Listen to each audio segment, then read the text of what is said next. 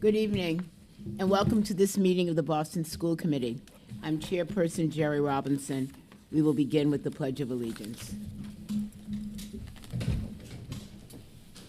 I pledge allegiance to the flag of the United States of America and to the republic for which it stands, one nation, under God, indivisible, with liberty and justice for all.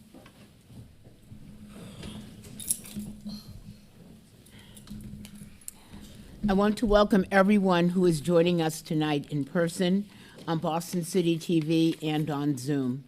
I'm going to ask everyone here in the chamber to please turn off the volume on your laptops or other devices so it does not interfere with the audio for tonight's meeting. Thank you for your cooperation. Tonight's meeting documents are posted on the committee's webpage, bostonpublicschools.org/school committee, under the November 5th meeting link. For those joining us in person, you can access the meeting documents by scanning the QR code that's posted by the doors. The meeting documents have been translated into all of the major BPS languages. Any translations that are not ready prior to the start of the meeting will be posted as soon as they are finalized. The meeting will be rebroadcast on Boston City TV and posted on the school committee's webpage and on YouTube. The committee is pleased to offer live simultaneous interpretation virtually in Spanish, Haitian Creole, Cabo Verdean Creole, Cantonese, Mandarin, Vietnamese, and American Sign Language. The Zoom interpretation feature has been activated. Zoom participants should click the globe icon at the bottom of your screen to select your language preference. I'd like to remind everyone to speak at a slower pace to assist our interpreters.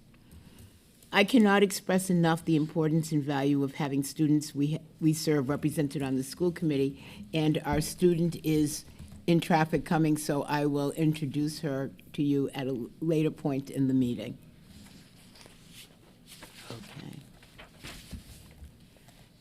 Okay.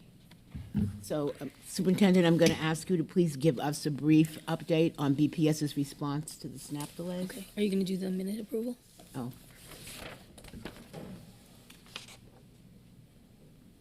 Nope. We're doing that and then that. Wait a minute.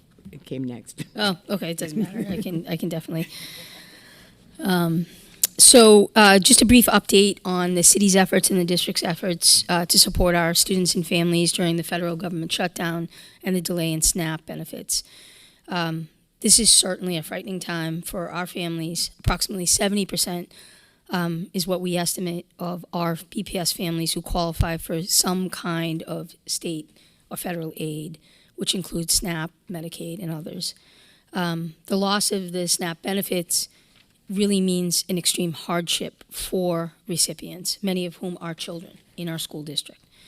I want everyone in BPS to know that we are here. I stated this last week at a press conference that we did, but we are here for our students and our families. BPS is second home, if not first, for many of our students. I'm just grateful to the many school communities and BPS staff who've stepped up. First question is always, what can we do to help? The government shutdown and the cuts to SNAP will not affect the fact that all BPS students will continue to have access to free breakfast and lunch in our schools every day. And so just reminding and asking our parents to remind students, please eat, please make sure you're getting your hot lunch, your hot breakfast, or cold if that's the preference, along with any fresh fruits and vegetables that are available, but to please make sure that they're taking advantage of eating during the school day. We're also exploring how we might provide additional food access for our students. We have about 64 sites that actually offer an afternoon meal. This ranges from a small snack to an actual shelf-stable meal. Again, we would encourage parents and students to take advantage of that. Our student support team is also providing food to families who participate in our weekend 617 Sunday Wellness Program that happens at Madison Park. We also have it running this week, I believe, at Henderson and at Brighton. And this past Sunday, we saw hundreds of families come in, take advantage of the programming, and then we had a partnership with Fair Foods, and they were also able to take home fresh fruits and vegetables. We're holding food drives at many of our schools. There's 11 sites already that have committed to the food drives. We're actually doing a centralized food drive in Bowling that has multiple sites. And we are partnering with many of the food banks, local as well as the Greater Boston Food Bank, to be able to ensure that there's enough supply of food to give to our families. For anyone listening, if your November SNAP payment was delayed due to the federal government shutdown and you need food assistance, the City of Boston and BPS will be here. Please visit boston.gov/SNAP, capital SNAP, for updates on any local resources you may need for you and your family. Any family in need can also reach out directly to their family liaison at the local school level. They can help them connect with all of the resources. Families can also contact the BPS helpline, as they do every day for many things. That is 617-635-8873. And they can also visit our website, bostonpublicschools.org/SNAP, all caps. We will just continue to keep the committee abreast of this, as well as the public and our BPS community. We're doing that in a variety of ways: social media, our website, Beyond the Bell family newsletter, really every way that we're able to send messaging out. We also have established a BPS Emergency Food Council. This is really where our departments come together to continue to brainstorm, pool resources, and we will continue to do that. So please stay tuned. Know that for our families listening and our students, we're here for you and throughout this emergency. And even beyond the emergency of SNAP, we have food insecurity among so many of our families. It's not that SNAP benefits make that go away. So we will continue to do as much as we can to raise awareness, to raise resources, and to support. Thank you, Chair. Thank you.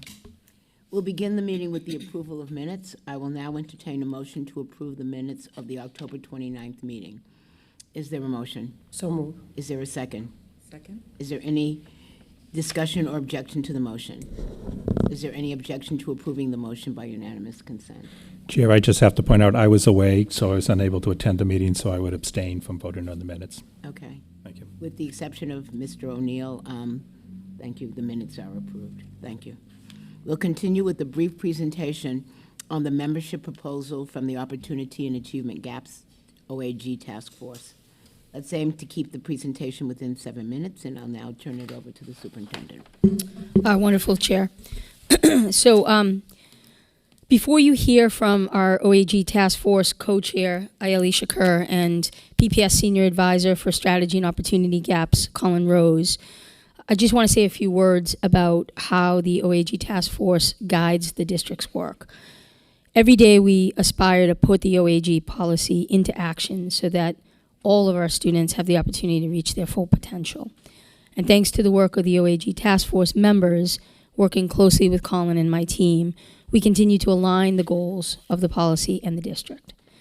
The intent of the policy passed by this committee 10 years ago, a decade, was to close opportunity and achievement gaps and work with BPS to monitor the district's progress, guide its decision-making, and provide support and hold it accountable. I want to thank the present task force members for your collaboration and partnership and for pushing our thinking forward. We're especially grateful to Ayeli and to Chair Robinson for nearly a decade of service on the task force. Thank you to the new members for accepting the nomination and stepping up to share your expertise and experience. I am really excited to get back with this work with new ideas, goals, and strategies. We look forward to continuing the work with the task force to ensure the goals of the OAG policy, that they're at the center of everything that we do, particularly our district's strategic planning process.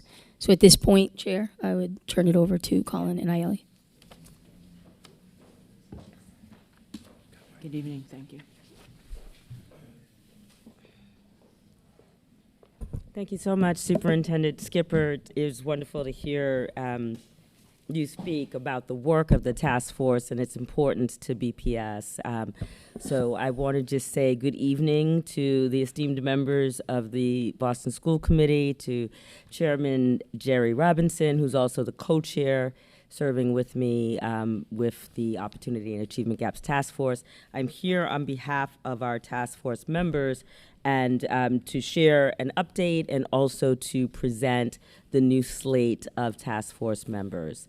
And so I'm also here, of course, with my esteemed colleague, Dr. Colin Rose, who is the Senior Strategy Advisor and advisor to the Opportunity and Achievement Gaps Task Force.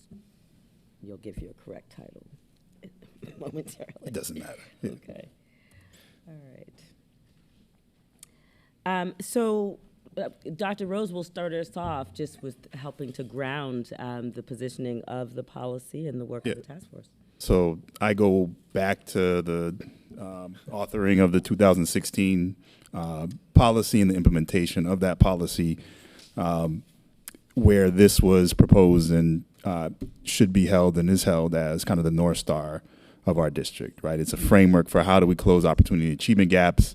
It's a citywide effort from folks outside, mostly from folks outside of the district. As you know, this is a school committee appointed task force, right? And so I am merely a guest in those spaces. I do a lot of coordination and collaboration with the group, but they are kind of their own entity, and we try to support them by bringing forth implementation plans, presentations to inform them of how we are actually aligning and trying to bring about the spirit of the policy. So obviously, ILA is the chair. Chair Robinson's the other chair of the task force, and we work collaboratively, I think, and well together to try to think and plan and strategize. How does the district live up to the policy? I'll just mention briefly in terms of the history of the task force. This work began back in 2015, largely championed by BEAM, the Black Educators Alliance of Massachusetts, and the leadership of Chairman O'Neill. So thank you so much to Chairman O'Neill, Michael O'Neill, when you were chairman of the school committee, for actually being the one to usher in the task force. I think one of the things that the task force does, as Dr. Rose said, is that we are that external body providing oversight, monitoring, really critical friends working with the district, but we also create that continuity between leadership changes. So notably, there have been about 4 different superintendent changes over the lifespan of the task force, and having this external body in place helps to ensure that there's continuity in how the policy is being overseen, how there's accountability, and how we're making sure that the goals of the policy are not lost based on changes in leadership and staff and so forth. So who is the task force? Again, we are that external body. We represent educators, school leaders, funders, university partners, nonprofits, community advocates, teachers, school leaders. We truly reflect the stakeholders of the Boston Public Schools. And our role is to help guide and support. So again, we're overseeing that policy, but we're really trying to work in partnership with various districts to make sure that there's a clear implementation plan with real goals and benchmarks and accountability. We're tracking that progress. We're helping to make recommendations to various departments and ultimately to the school committee, since we serve as a subcommittee of the school committee, and partnering with those departments. Many of the people on our task force are already part of different working groups. They're seen as advisors, so they're working collaboratively behind the scenes on many of the same issues that our district leaders are working on. And then ultimately, our job is to review and update. So we're constantly revisiting the policy. The policy itself calls for an update every 6 years, and that has been the work that we've been very highly focused on over the last year. And that new policy for 2026 will be presented in January. So why do we need the task force, right? Aren't the gaps closed? Aren't we done with this work after 10 years? This chart shows clearly no, there's clearly much more work to do. And Dr. Rose will sort of walk us through what we're seeing in this chart. I mean, these are just 2 of kind of many data points we could look at to see that the gaps, both when you look across groups, are really the focus is the gap to proficiency is huge, right? And although there's been ebbs and flows over the years, there's still a lot of work to do in the district. So I think I appreciate the fact that there's an external body that creates that pressure for the district to have urgency for our work to really reflect kind of the logic model to close some of these gaps. So the top chart that you're looking at is 8th grade or 4th grade ELA MCAS, right? Again, we could have picked 8th grade ELA MCAS and a math measure, but just to show you kind of the longitudinal and historical issues that have been in this district ever since we could measure these things, starting back at the first kind of generation MCAS. So absolutely needed and a pressure point that we need to continue to focus on. Right. And I want to just make the point that, we're not trying to just compare students of color to white students, Asian students, but really looking at a measure of proficiency and what is the gap to proficiency, as well as what is the gap between the various demographic groups. So the work of the task force is really focused on students of color, students with disabilities, multilingual learners, and students from low socioeconomic status, students experiencing poverty. And that ultimately is the majority of the students in the Boston Public Schools, which is why the work of the policy really is the North Star for this district. So as I said, a large part of the work of the task force right now is revising the 2016 OAG policy. It's supposed to be revised every 6 years. We were delayed due to things like COVID and some of the leadership transitions, but that work has been underway over the past year. We've done listening sessions with students at BSAC, with the Department of Academics, with all of the chiefs, with the heads of schools. So we've really been doing a lot of listening and gathering a lot of input into how we're putting the policy together. The draft is now ready. It's on Superintendent Skipper's desk for review. We're also planning to have a session with parents, with the Citywide Parent Council and other groups to get additional feedback. And we'll also have an in-depth session, hopefully as the school committee is also reviewing the policy. The policy will then be presented at a meeting in January, is the hope. And that's when the policy will be voted into the new policy for the district. We're also very much aligning the work of the policy with the strategic plan that Dr. Rose is overseeing, so I'll let you speak to that. We have like 3 seconds, so I'll more to come on that alignment. So I think the main order of business today is to put up kind of what we think is a really strong slate. ILE's done a lot of work around recruiting. I've done a little bit of help, but making sure that we have expertise across the ecosystem of Boston. And when you think about a school district, kind of the important expertise that you would want as advisors to the different offices and thought partners, and also accountability folks that you can't just bring any old presentation in front of because they know their work and they have different expertise. So the slate that our current members will continue for a 2-year term. The new members, as Dr. Rose said, we're very excited about. They bring expertise in a lot of different areas. They were nominated by members in the community as well as members within the district based on people who have done a great deal of work with the various departments and really understand the needs of our BPS students and have worked collaboratively over the years. And so this is the slate, 8 members for your approval. In addition to the names you see, we also have 3 student reps from BSAC. So we will have Amor Reed, who is an 11th grader at Boston Latin, Kevin Lewis, who is 11th grade at O'Brien, and Nyla Hicks, who is a 12th grader at Cash. So we'll have student voice in addition to the 8 members that you see here on the slate. Great work. So, We'll thank now you, take Shakur and questions. Dr. Rose. As we said, I currently serve as the co-chair of the task force and will continue to do so until January. Dr. Alkins, if approved tonight, will join the task force, and if reappointed to the school committee, will take over as co-chair in January. Mm-hmm. I'll now open this up to questions and comments from the committee. Just wanted to express gratitude to the team reading over the bios and resumes of this slate is such a plethora of expertise and experience across, I think, Dr. Rose, you said it well, an ecosystem, while still really representing multiple constituents, plus the student reps. And so I think it's much needed, critical friendship and pushing and accountability, and appreciate the service. Thank you. Anyone else? I echo the same comments, particularly reading the bios of the newer members.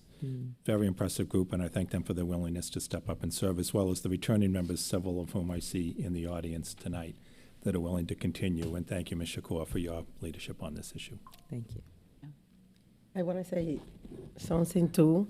Thank you for you involved. Thank you for you now co-chair in the group.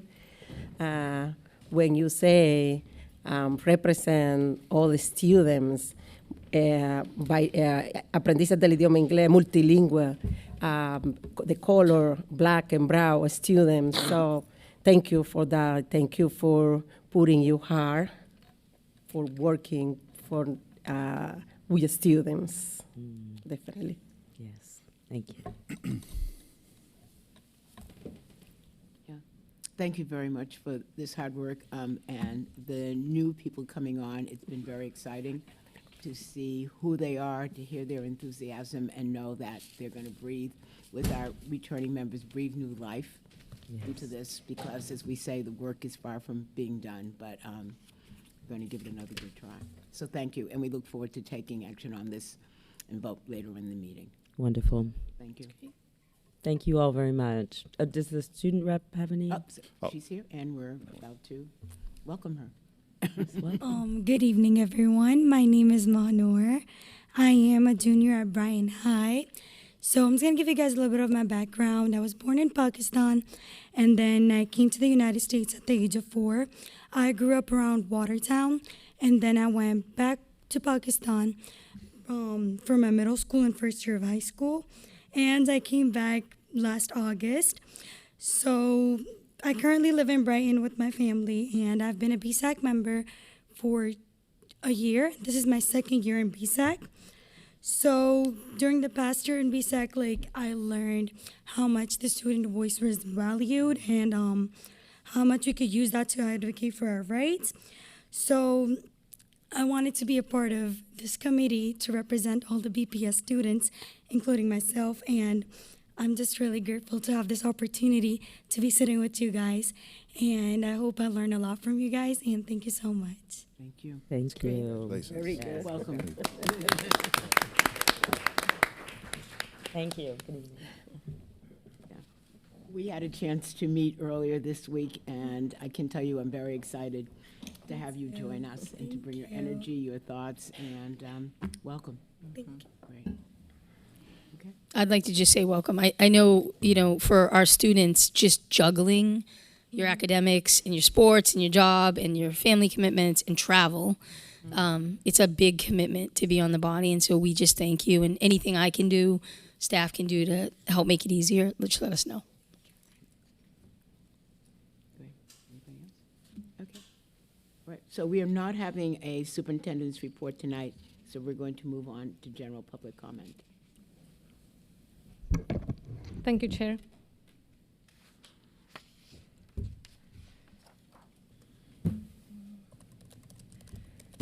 The public comment period is an opportunity for individuals to address the school committee on school-related issues. Questions on specific school matters are referred to the superintendent. Questions on policy matters may be discussed by the committee later. The meeting will feature 2 public comment periods, with the first comment period limited to 1 hour. After 1 hour, anyone who hasn't testified will have the opportunity to do so at the end of the meeting. We have 32 speakers this evening.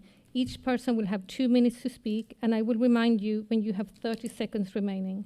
Please feel free to email your comments for distribution to the committee. Speakers may not reassign their times to others. The time that an interpreter uses for English interpretation will not be deducted from a speaker's allotted time.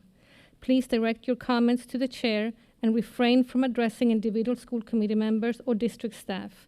Please note that the comments of any public speaker do not represent the Boston Public Schools or the Boston School Committee. Please state your name, affiliation, and where you live before you begin. If you're on Zoom, please sign in using the name you registered with for public comment, and be ready to unmute and turn on your camera when it's your turn to speak.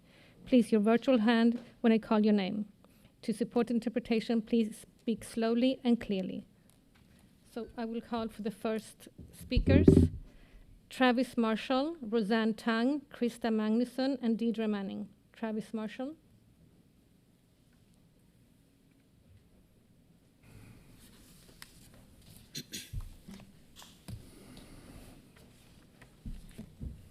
My name is Travis Marshall. I live in Roslindale. I'm the proud parent of students at the English High School and the Bates Elementary School.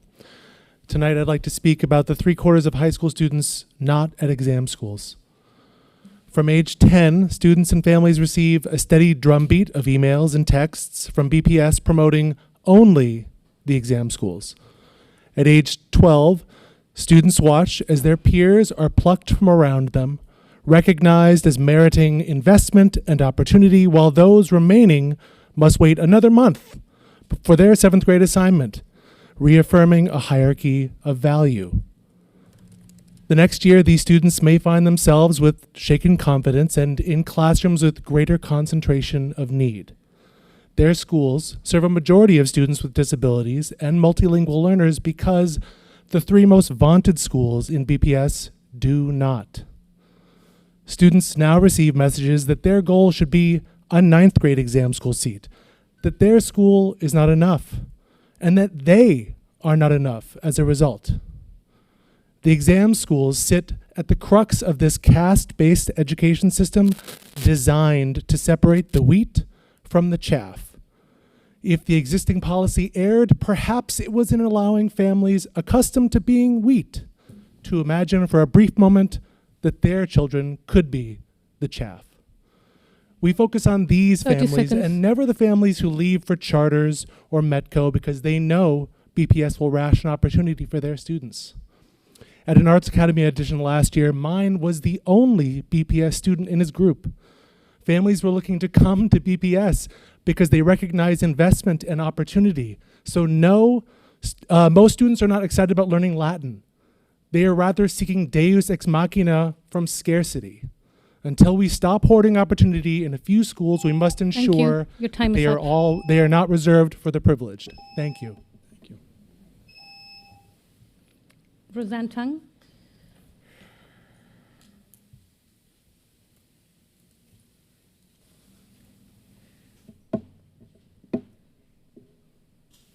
Hi, I'm Roseanne Tung, and I served on the Exam School Admissions Task Force. The policy we recommended made exam schools more representative and withstood legal challenges. Still, exam schools serve almost no multilingual learners, who are 35% of the district, nor students with disabilities, who are 23% of the district. If you eliminate bonus points and include a 20% set aside, which the task force recommended against, simulations show up to 45 economically disadvantaged youth, up to 21 Black students, up to 35 Latine students, and up to 24 students from BPS sending schools would miss out on an invitation each year. Meanwhile, white students would gain up to 43 seats, and students from outside BPS would gain up to 24 seats. The 20% round sets aside 91 citywide seats for BLS. In that round, more than half would go to Tier 4 students, about 52 seats. Only 4 seats would go to Tier 1 students. In other words, overrepresented groups would gain the very seats lost to underrepresented groups, thus widening the opportunity gap that we just heard about. Our district's secondary schools are a caste system that concentrates privilege in 3 schools, and mostly in BLS. As a consequence, the structure concentrates students with greater 30 seconds. resource needs in open enrollment schools. BPS intentionally divides students into haves and have-nots. You should not reinforce this hierarchy with a yes vote. Isabel Wilkerson wrote, "The price of privilege is the moral duty to act when one sees another person treated unfairly.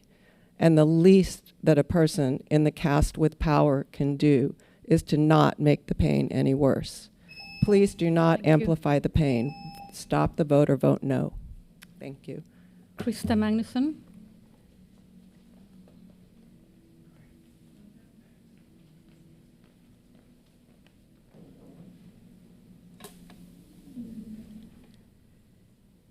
Hello, my name is Krista Magnuson, and I live in Jamaica Plain. I'm a BPS parent of 2 students who attend the O'Brien, and I am also an organizer with the Massachusetts Education Justice Alliance, which is a member organization of the Coalition for Equity in Exam Schools.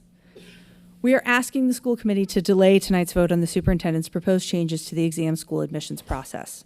The BPS community deserves a full community engagement process for a change as significant as this, and changes with these kinds of potentially harmful effects on equity should be considered more carefully, both for longer and with more discussion by the community and the committee itself. When BPS made greater strides toward equity in this admissions process in 2021, it was the result of months of work of engagement by the Exam School Admissions Task Force. The task force spent more than 5 months holding 28 public meetings. Frequently, more than 100 people turned up to these meetings. When you stack that against 2 one-sided webinars held on notably inconvenient dates and a Google form, it really highlights the lack of genuine engagement in today's process. The difference is so stark. Why is this time around so notably different? Why does this change not merit careful reflection? This week, our coalition delivered copies of our petition and signatures to the mayor and to the superintendent. Here's what we ask. Extend the current policy decision timeline by at least 60 days. Publicize the decision timeline on the BPS website, BPS social media, emails to all BPS families and students, and via Parent Square. Provide clear, accessible information about the proposed changes, including summaries, visuals, and the comprehensive 30 anticipated seconds. impact. Hold meaningful community forums in neighborhoods across the city with real opportunities for feedback so that community members have the opportunity to ask about concerning trends, such as the unexplained 7% decrease in exam school invitations for Black students from 2024-25 to 2025-26. And finally, ensure all feedback is made public and is taken seriously before any final decision is made. Our community deserves a fair, transparent, and inclusive process, like the one we had in 2021, that reflects our Thank you. shared Your time is values up. of equity, diversity, and educational opportunity for all. Please delay this vote. Thank you. Our next speaker is Deidre Manning.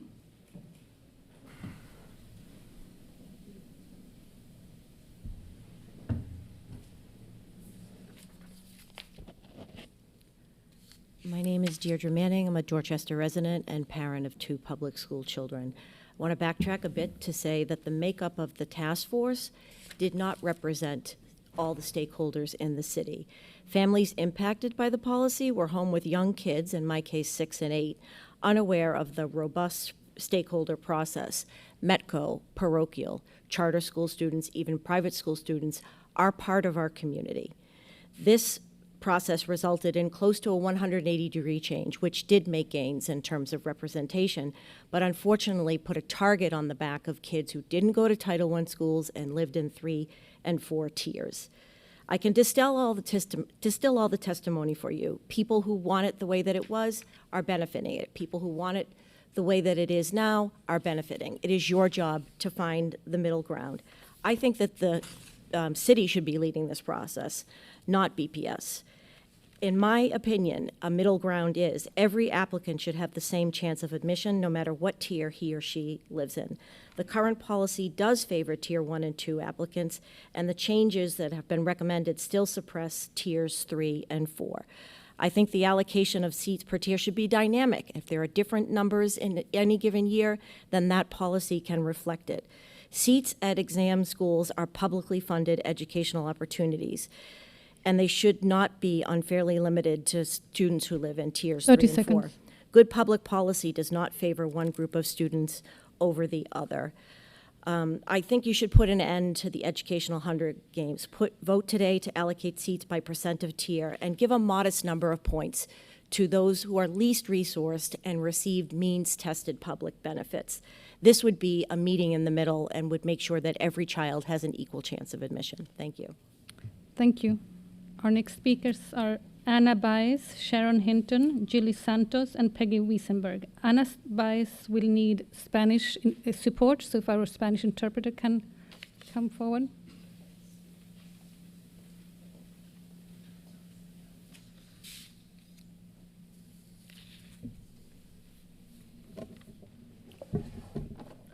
¿Es una oración?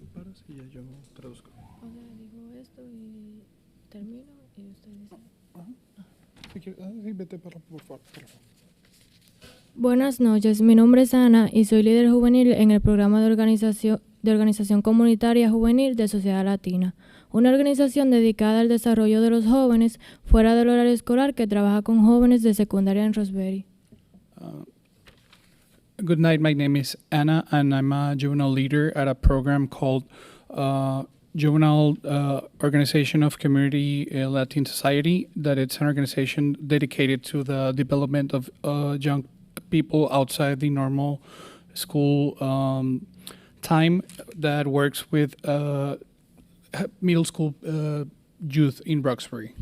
Hoy doy testimonio de las peticiones que surgieron del trabajo de la campaña Jóvenes y Tecnología de Sociedad Latina, en respuesta a las nuevas directrices sobre inteligencia artificial de las escuelas públicas de Boston. Queremos fomentar una integración responsable y eficaz de la inteligencia artificial en la educación. Today I'm testifying on behalf of the requests that emerged from the work of Sociedad Latina's Teens and Tech campaign in response to Boston's public school new guidelines on artificial intelligence.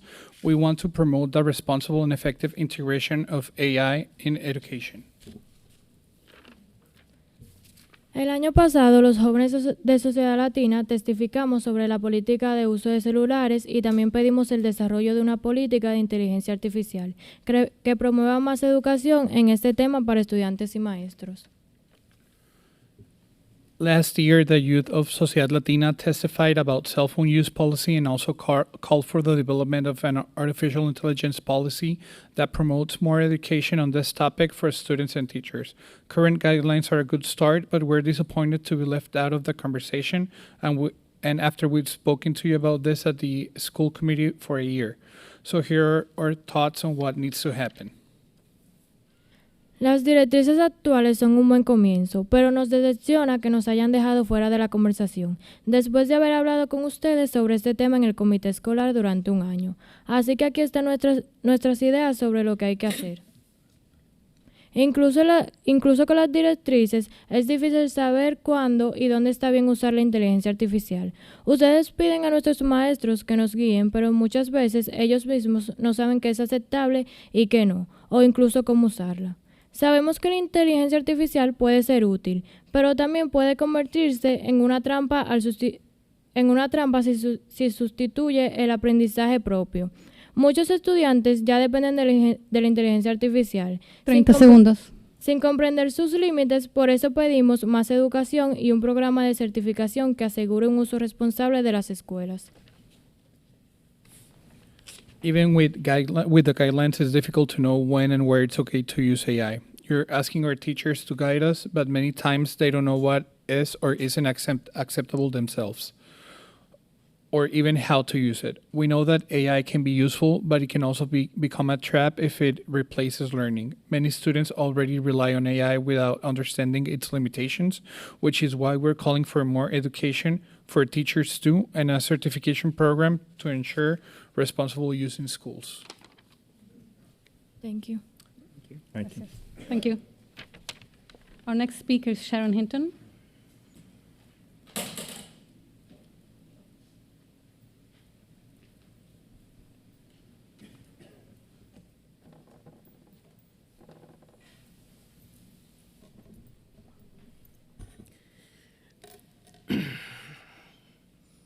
Good evening, school committee members. I'm Sharon Hinton, mother of a BPS grad, former BPS student, Hyde Park homeowner, former candidate for District 5 City Council, longtime educator, founder, and executive director of Black Teachers Matter. First, congratulations to Mayor Wu and the at-large and the District City Council members who ran and won in Boston yesterday. And thank you, Michael O'Neill, for your long service in the Boston School Committee. Which brings me to the fact that the non-binding referendum voted on by 120,000 registered voters who supported an elected school committee in the last mayoral election should be recognized and acknowledged as well.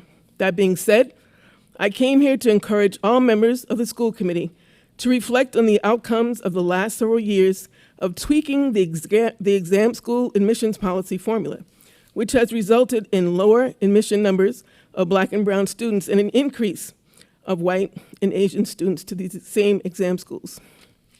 Let's just admit democracy is messy and a relatively new experiment of government, considering the arc of world history. In addition to observing the history of the Boston School Committee, even with the independent voices on the committee, I witnessed the go along to get along mentality and actions of those independents when not enough voices dissented.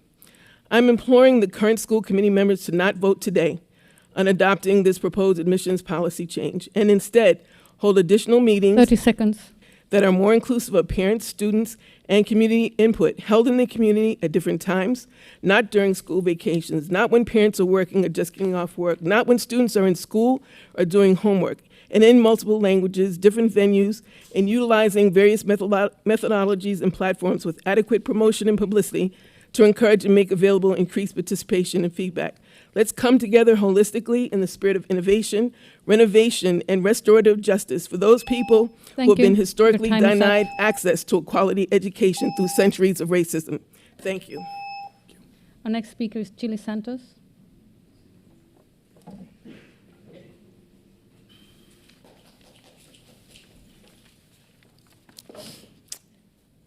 Good evening. I'm Julie Santos, again testifying on behalf of CFJJ and as a part of the Coalition for Equity in Exam Schools in opposition to the superintendent's recommendations. I'm so glad that we got to hear from the Opportunity and Achievement Gap Task Force tonight, because the decision you make tonight will make opportunity gaps worse if you vote these recommendations through. We all know that the current policy has been effective in increasing the racial, economic, and geographic diversity in the exam schools. We know that the recommendations you are voting on tonight are projected to decrease invitations to low-income students, Black and Hispanic students, and multilingual learners, while invitations to white, high-income, and private school students are expected to increase. We know that the district's feedback form, the results of which have never been shared publicly, only got 326 responses, which is less than 1% of BPS families. Our coalition collected about the same amount of signatures on our letter to the mayor, superintendent, or rather our petition to the mayor, superintendent, and members of the school committee, asking you to delay this vote until you engage the community meaningfully. So, if you vote these recommendations through tonight, it will send a message to the BPS community that this committee doesn't care about opportunity gaps or equitable access, doesn't care about making evidence-based decisions, and certainly doesn't care about the opinions of the hundreds of people who signed our petition asking you to slow down and include the community in your decision-making. I urge you to pause voting on these recommendations, keep the current policy, continue to collect data, develop recommendations that center equity, and have meaningful discussions with the BPS community that center the voices of those who hold identities that are underrepresented in the exam schools. Don't vote these recommendations through tonight. Thank you. Thank you. Peggy Wiesenberg.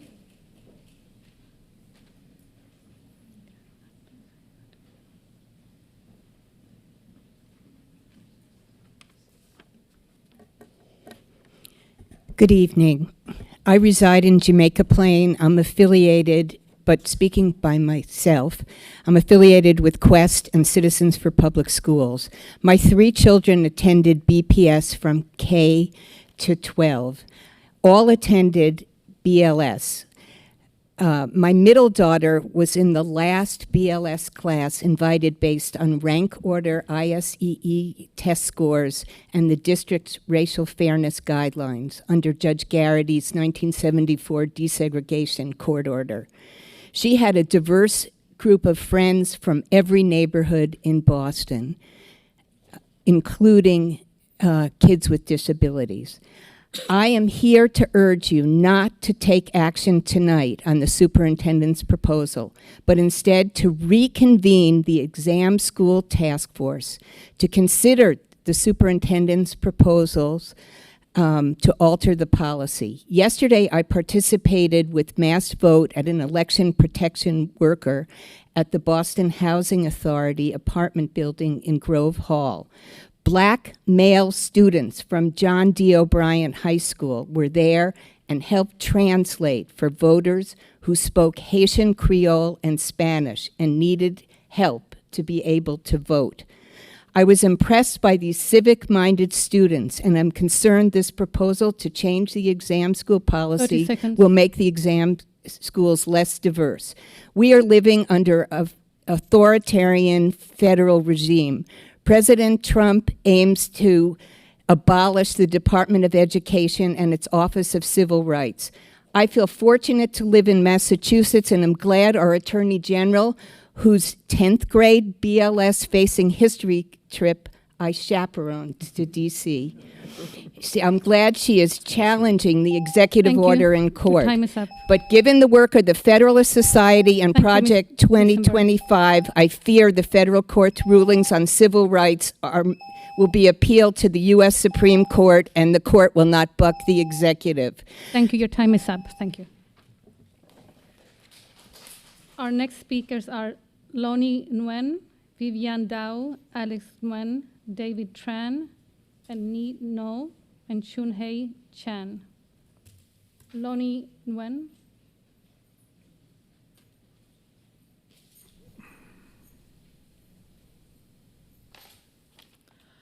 Good evening. My name is Lonnie Nguyen. I'm a third and fourth grade Vietnamese bilingual teacher teaching in the Vietnamese dual language program at the Mather School. The next few public comments are all about equitable access to the program like mine. Right now, most new bilingual programs are zoned for home-based assignments. We are asking for a citywide assignment, allowing more students to learn in both their home language and in English. I want to be really clear about what this means and why it matters. Right now, only Vietnamese-speaking families living in Dorchester get access to this program, but Vietnamese-speaking families living in East Boston, Mattapan, or Brighton do not, simply because of their address. We are telling multilingual families, your home language is an asset, but only if you live in the right zip code. That is an equity problem. Our Vietnamese dual language program is not just a nice-to-have program.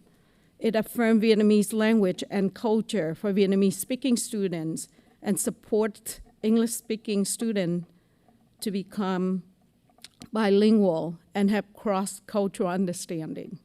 This program is working. I see it every day in my classroom. I see Vietnamese students who used to feel ashamed to speak Vietnamese now seconds. sharing their brilliant ideas in Vietnamese and supporting their friends learning Vietnamese. That is healing. That is what cultural sustaining education looks like. I'm asking you tonight to approve citywide enrollment for the Vietnamese dual language program so that any Boston family who wants this education for their child can apply. Our kids are ready, our families are ready. We need the system to be ready too. Thank you very much for your time and commitment to educational equity in Boston Public Schools. Thank you. Our next speaker is Vivian Dao.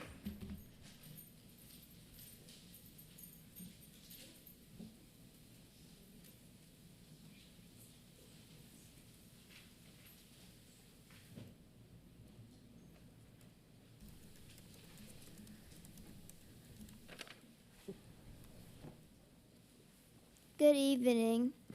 My name is Vivian Dao. I go to the Mather Elementary School.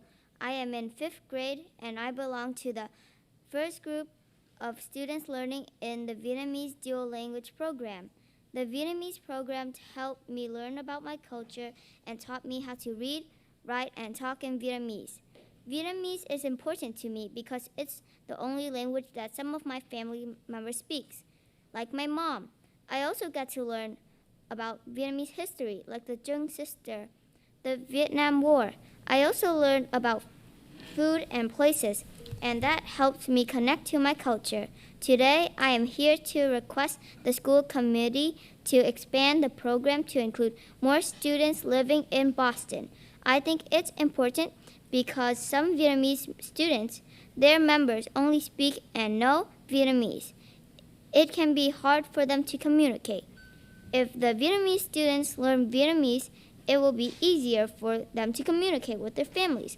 And for those who are not Vietnamese, they can learn a second or a third language So I think it's important for more students to have access to the Vietnamese dual language program because who knows, it can be handy one day.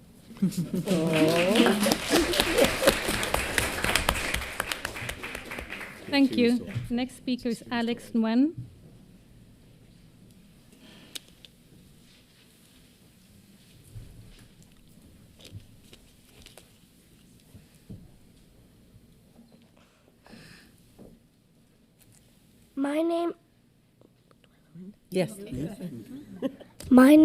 Good evening, everyone. My name is Alexander Nguyen.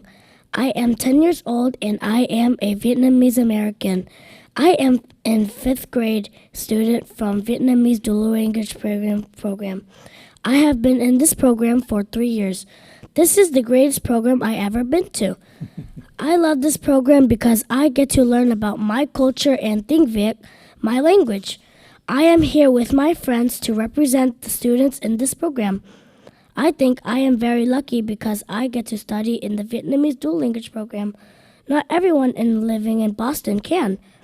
This program means a lot to me because in the future, I can speak Vietnamese fluently and I can fully understand my family and my community. This program has taught me a lot. It has made me proud of myself and now I am truly bilingual. I can speak both Vietnamese and English, so I think this program should be expanded so more students like me can join. Thank you so much for listening. Thank you. David Tran.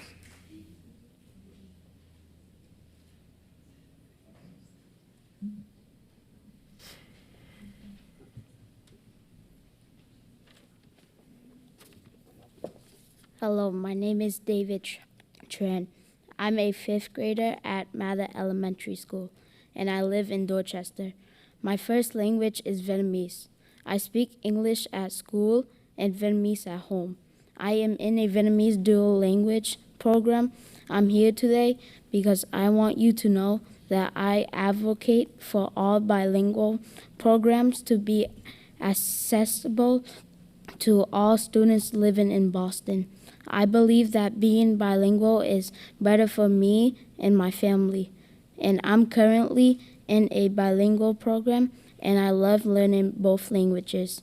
This is important to me because I want to be able to talk to my family and friends. I wish the program allows all kids that live in Boston to attend this great dual language program. I just want to say I want a bilingual program because it's better for me and my community. So please make more bilingual language programs. Thank you very much for listening. Thank you. Nino.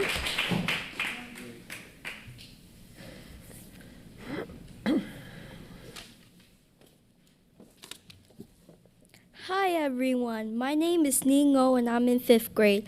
I recently joined the bilingual program last year. Being in this program has helped me become better at Vietnamese and has helped me learn new stuff, such as learning new words and getting better at speaking Vietnamese too. Today, I am here to advocate for the fact that this program should be open for every student in the BPS system because it is fun and you get to learn how to write and speak 2 languages, maybe even 3. People from other countries move to America and most of the times they don't understand English. So this program can help them feel connected to their culture and country, even if they're not in their country.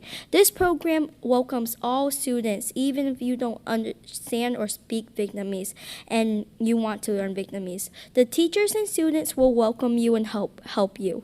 I hope the bilingual program can be open to all BPS students so they can connect to their culture. Thank you very much.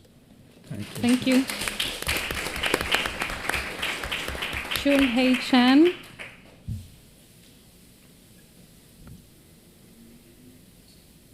Chun Hei Chan.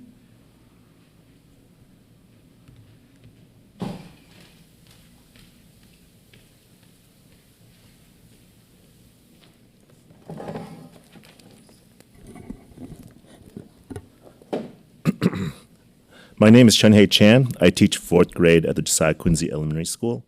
I'm a proud alumnus, a lifelong English language learner, and a member of the Chinatown community. I'm here to speak on the moral obligation of this community to expand access to bilingual education at the Quincy School. The question that shall be answered by this committee's actions is whether Boston will continue the long legacy of using institutional power to marginalize the Chinese immigrant community or take proper steps to break that cycle. Throughout the history of Chinatown, its families have fought to maintain their community and defend their children's right to fair and equitable education. Policy decisions have led to Chinatown being cut apart by I-93 and I-90, divided and seized, its land divided and seized by Tufts Medical, and its residents priced out by gentrification.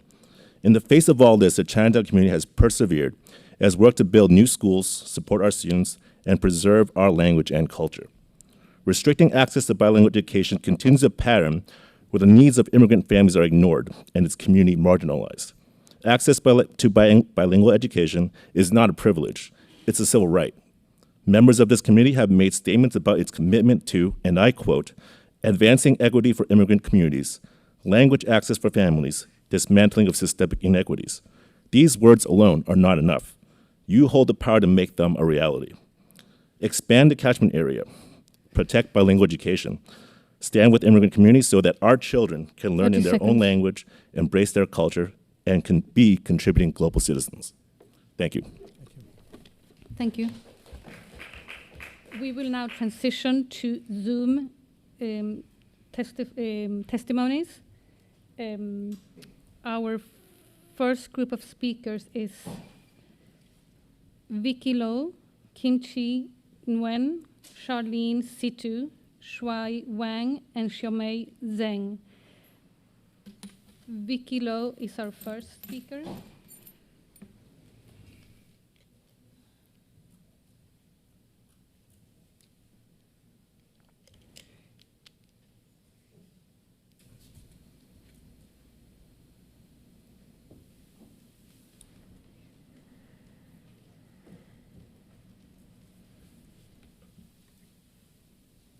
You can start. Good evening, school community members. I'm Vicky, a Mandarin teacher at Josiah Quincy Elementary with a master's degree in world language education from Boston University. I stand before you tonight to advocate for the immediate citywide expansion of successful bilingual program. This is just not an administrative shift. It is a foundational investment in improving every student's academic success. In my general ed classroom, I use a student's home language to bridge language learning. For example, my Spanish-speaking students are happy and excited to hear me say, "Me gusta," I like, to explain how I say, "I like," 我喜欢 in Chinese. Using the home language in this way is an immediate act of care for a student's social emotional learning, telling them clearly, your language and identity are valued here. In my bilingual classrooms, I see my K1 Chinese students engaging in complex conversations far beyond the simple home phrases used after just 3 months of learning with me.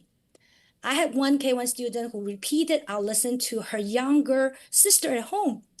Her grandmother was amazed that a school program could make her grandchildren's Chinese proficiency competitive with that of students who live in China. Students in high-quality bilingual 30 programs seconds. gain significant academic success. I urge you tonight to change the current enrollment policy and expand our bilingual program citywide.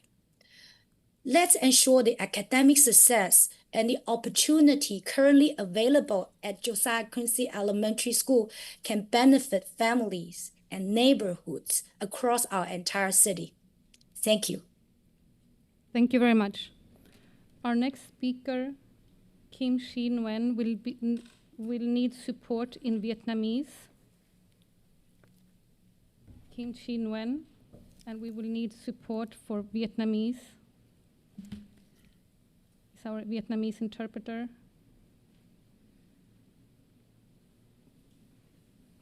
Is our Vietnamese interpreter there?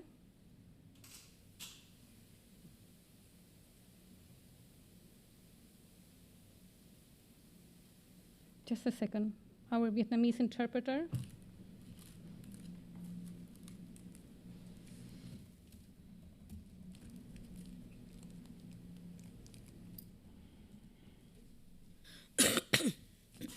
Hello, I'm right here. I'm Vietnamese interpreters right here. Thank you. Kim Chin Wen, you can start. Yes, hi everyone. I will speak in Vietnamese. Tôi tên là Kim Chi Nguyễn, là chuyên viên kết nối gia đình tại Federation for Children with Special Needs. Tôi đã có kinh nghiệm làm việc nhiều năm hỗ trợ các gia đình nói tiếng Việt, có em cần giáo dục đặc biệt. Khi tiếp xúc nói chuyện với nhiều gia đình, tôi được biết nhiều gia đình có mong muốn con được đi học trong chương trình song ngữ. Từ chương trình mới được thành lập vào năm 2021 tại trường Mater. Can you My name is please My pause? name is My name is Kim Chi Nguyễn. I'm a family engagement specialist at Federation for Children with Special Needs. I have many years of experience supporting Vietnamese family who have children in need of special education. Through my work, I have a conversation with many family. I have learned that a number of them have wished to enroll their children in the bilingual program since it was first established in 2021 at Mother School. Khi có chương trình chưa phải là chương trình hòa nhập và chưa đủ điều kiện hỗ trợ cho học sinh với moderate disability, tuy nhiên đa số học sinh của chúng tôi nói tiếng Việt tại nhà, được học trong môi trường song ngữ và được hỗ trợ bởi giáo viên nói tiếng Việt là điều vô cùng quan trọng. At that time, the program was not yet an inclusion program and was not ready to support with moderate disability students. However, since most of students speak Vietnamese at home, it is extremely important for them to learn in bilingual environment and receive support from teachers who speak Vietnamese. Nhiều gia đình đã có mong muốn nhưng chưa thể ghi danh cho con em học song ngữ vì họ sống ở nhiều khu vực ở Boston nhưng không nằm trong học khu được ghi danh được vào trường Mater. Many families have wanted to enroll their children in the bilingual program but was unable to do so because they live in various areas of Boston that are not within enrollment zone of Mother School. Bắt đầu từ năm 2024, chúng tôi biết hầu hết trường học ở khu Boston bắt đầu mô hình giáo dục hòa nhập. Chương trình song ngữ tại Mater đã có đủ giáo viên và giáo dục đặc biệt để hỗ trợ học sinh có moderate disability. Since 2024, we learned that most schools in Boston Public School have begun implementing inclusive education model, and the bilingual program at Mater now have fully trained teachers and paraprofessionals who can support students with moderate disability. Chúng tôi được biết chương trình Bilingual Learning Specialist và Bilingual Speech Pathology có thể cung cấp dịch vụ học tập bằng cả hai thứ tiếng Việt và tiếng Anh. Đối với gia đình nói tiếng Việt ngôn ngữ chính, việc em học được trong chương trình song ngữ vô cùng quan trọng trong việc gìn giữ văn hóa và kết nối với gia đình. And we understand that program have special educators and speech therapists who are bilingual. And for Vietnamese family, having their children learn in bilingual program is essential for preserving culture's identity and maintaining family connection. Đối với gia đình có em cần giáo dục đặc biệt, chương trình song ngữ là môi trường hòa nhập phù hợp nhất để đảm bảo tiến bộ và phát triển của các em. Yeah, for family with children who need special education, the bilingual program provides the most inclusive environment to ensure their role and development. Thank you. Thank you. Thank you very much. Our next speaker is Charlene Situ.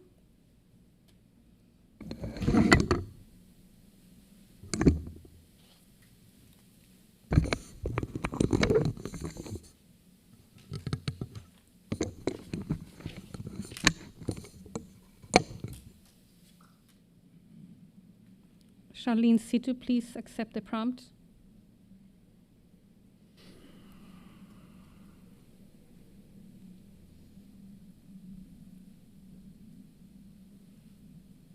Hi. Hi, you can start. Okay. Yep, I'm with number 10 as well, Shui Wang. Okay. Hi, everyone. My name is Charlene Situ.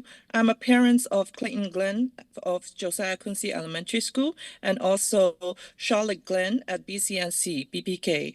I live in Charlestown and my children's first is Chinese Cantonese. We speak both Cantonese and English at home. After I enrolled my son into JQES, Josiah Quincy School, in 2022, the school enrollment has changed the next year that Charlestown has been excluded from the school zone. I was concerned that my younger child cannot access to the same school as her older brother. And after 3 years of escalation, the school is finally open up for our the residential area in Charlestown. However, I think Josiah Quincy should have opened for citywide, so many other students and family in the same situation like us have access to bilingual education. Access to bilingual education is a question of valuing equity and inclusion. It is important to me and others because I want my children to be able to communicate to their grandparents and relatives who speak Chinese only. And also, as an immigrant, I want my children to be proud of their language and culture. 30 seconds. I'm here to ask the assignment policy to change to citywide for bilingual program like Josiah Quincy Elementary School, which the only school in the district offer instruction in Chinese. This change is important so family like mine and our kid can send our kids to the school in Josiah Quincy. Changing the policy for students will outcome to better for students and also for BPS. Please change the policy for Josiah Quincy Elementary School to citywide. Thank you. Time is up. Our next speaker, Shui Wang, needs support in Mandarin. So our Mandarin interpreter can come out of the channel. I think she said that she was the same. Right? I think she said that that was her too. The previous parent said she was next.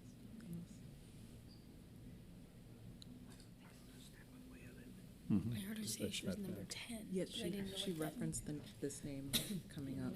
So I don't know if she's saying that she signed up twice or. Maybe. Yeah. Shui Wang.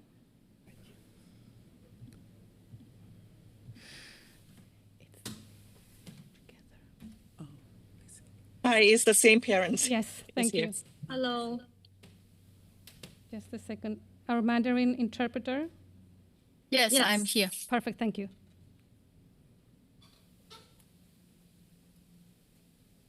喂，你好，请您讲。 Wait, I think. 你好，您是王双吗？请讲。 Charlene, I think we lost you. We are moving you back.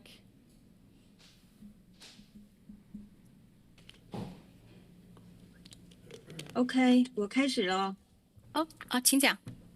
我的名字是王帅，我是千然卫的学生家长，他是昆士小学2年级的学生。OK， 您稍等啊。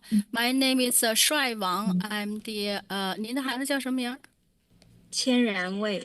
My son's name is 千然卫，在2年级是吧？嗯哼。Second grade of JQES， 请继续讲，谢谢。我们住在南波士顿，我的孩子。Me and my children live in South Boston. 我的孩子的母语是中文，我们在家里主要用中文交流。We speak Mandarin mainly because our home language is Mandarin. 我今天来到这里呢，觉得双语教育对我来说非常重要。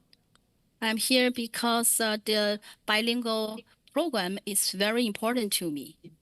我注意到，虽然在我们家中使用中文，但孩子已经越来越倾向于用英语交流。Because I notice even though I try to speak Chinese only at home, but the children are more inclined to speak in English only. 有些时候我们不得不很快结束了对话，很难深入交流。Sometimes we have to end the conversation abruptly because we could not talk more deep. 尤其是那些非常珍贵的或者是很深刻的谈话，我们不能很好的享受无障碍使用母语的珍贵时刻。Because some of the deep and valuable topic we could not communicate without any barrier anymore. 换句话说，我不希望他们失去与家人文化根源相连的语言能力。In other words, I do not want my children to lose the communication skill with the family, with the same culture. 目前昆士小学是唯一的双语教育选择。如果该校继续仅限于特定的区域招生，那么对于无法负担该地区房价的家庭而言，这显然是不公平的。Unfortunately, JQES is the only bilingual program available to the whole BPS school system. I just hate to see the family is confined to certain zip code, but the problem is they might not be able to afford the house value in that particular zip code. Therefore, they cannot have access to JQES bilingual program. 因此，我在此呼吁请将昆士小学提供中文双语课程的学校招生政策调整为全市范围招生，让更多的孩子享受到 BPS 的多元化与公平的承诺。谢谢大家。30 seconds. That's why I'm here to advocate to expand the enrollment for the bilingual program like JQES to citywide, so all the students in BPS system could enjoy the diverse and the bilingual program like you have said you committed to. Thank you for listening. Thank you. Our next speaker, Xiaomei Zheng, will need support in Cantonese. Xiaomei Zheng is our Cantonese interpreter. Hello， 大家好。 Hi, just a second. Is Anna, our Cantonese interpreter, there? Hello， 係大家好。 Anna, we can't hear you. 大家好。 Just a second. I'm still. Hi, can you hear me? No, can you please speak louder? Me? Yes, Hey, Anna, we can't hear you very well. Okay, wait. Can you wait? Hold on. Can you hear me well? Not that great, but I think we have to. That is. Xiaomei Zheng, you can start. Can you hear me okay? Hello, can you hear me okay? 係，我可唔可以可以開始未？可以開始。係，我好大聲咁講，我較大啲個咪下，得，你開始講嚇。大家好，我係姓曾嘅，我就係 Bowen K2 嘅學生家長。Hi everyone, my name is Xiaomei Zhang. I'm a parent of a K2 student at Bowen.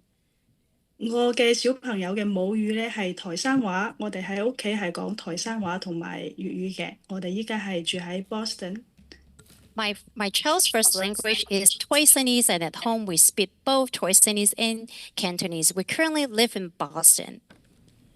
由於我小朋友係冇辦法入讀到 Boston 公立學校系統唯一提供雙語教學嘅學校。Because my child wasn't able to enroll the only public school that offers bilingual program. 咁我認為昆士學校係應該獲得全市認證資格嘅。I believe JQES should be approved for citywide assignment zone. 咁樣同我小朋友類似情況嘅其他小朋友咧，先可以獲得呢個雙語教育嘅機會嘅。So that way, other children like mine could also have access to bilingual education. 獲得雙語教育對我哋嚟講，係非常重要嘅，因為accessing bilingual program is very important to us.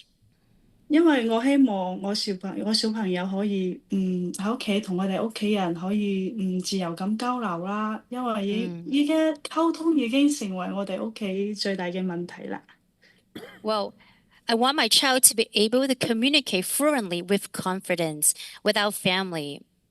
Right now, communication has become one of the biggest challenges in our home. 由於昆士學校雙語課程係我哋唯一嘅選擇，如果繼續僅限於呢個地區招生咧，對我哋喺地區以外嘅家庭嚟講係好唔公平嘅。Since JQES bilingual program is the only available options for Chinese speakers, restricting it by neighborhood enrollment is extremely unfair to families who cannot afford housing within that zone. 咁我喺呢度呼籲咧，將昆士學校嘅雙語課程招生政策咧調整為全市範圍。I urge the district to make JQES bilingual program open to students citywide. 最後咧，真係好希望我嘅小朋友可以入讀到昆士學校呢個雙語課程。Finally, I sincerely hope my child will have the opportunity to attend JQES bilingual program. 如果繼續因為地區嘅問題而令到小朋友失去呢個報讀雙語課程，對我哋講中文嘅家庭嚟講咧係好可惜同埋唔公平嘅。多謝大家。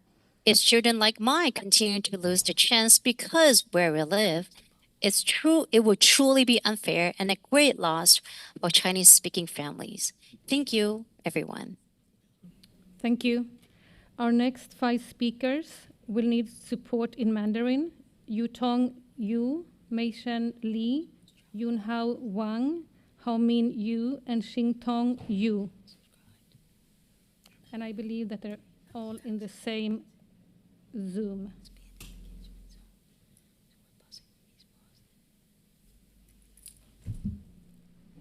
So is our Mandarin interpreters out?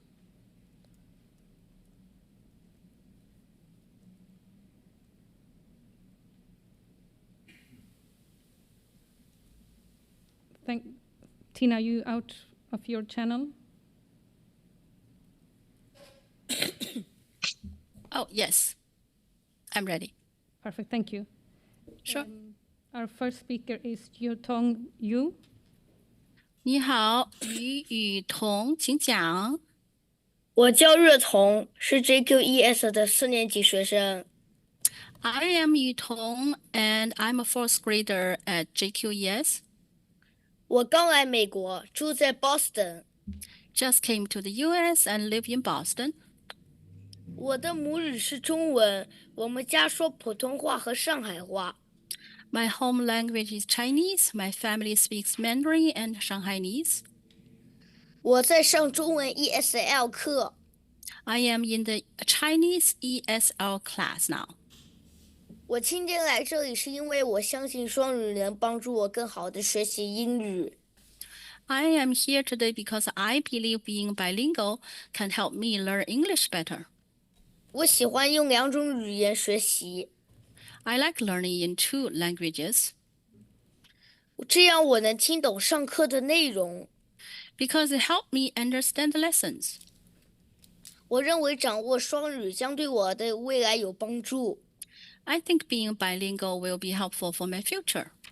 我希望像我这样的学生都能有机会参加双语课程。I hope students like me can all have access to join bilingual programs. Thank you. Thank you very much. 谢谢宝贝。Our next speaker is Meishan Li. 美神李美晨，请讲。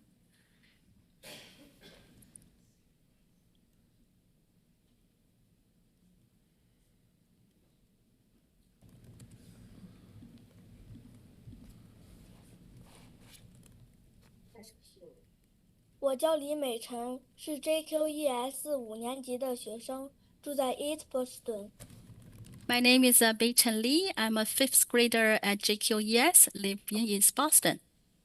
我的母语是中文，我们家说普通话。My home language is Chinese. My family speaks Mandarin. 我在上中文 ESL 课。I am in the Chinese ESL class.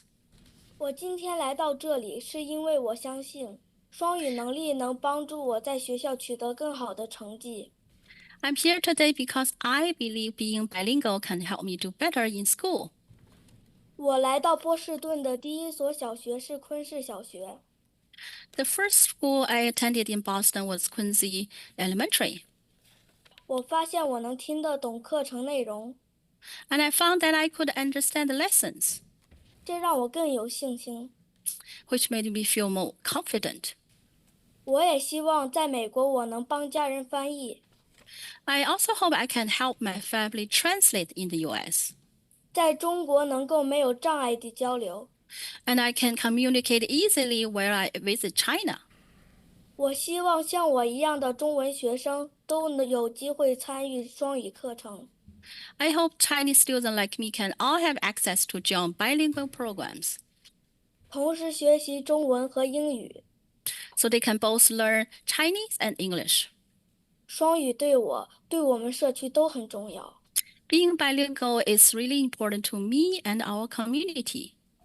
所以我希望更多学生可以上双语学校，成为双语者。That's why I hope more students can attend bilingual schools and become bilingual speakers. Thank you. Thank you. 谢谢宝贝。Our next speaker is Yunhao Wang. 黄云浩，请讲。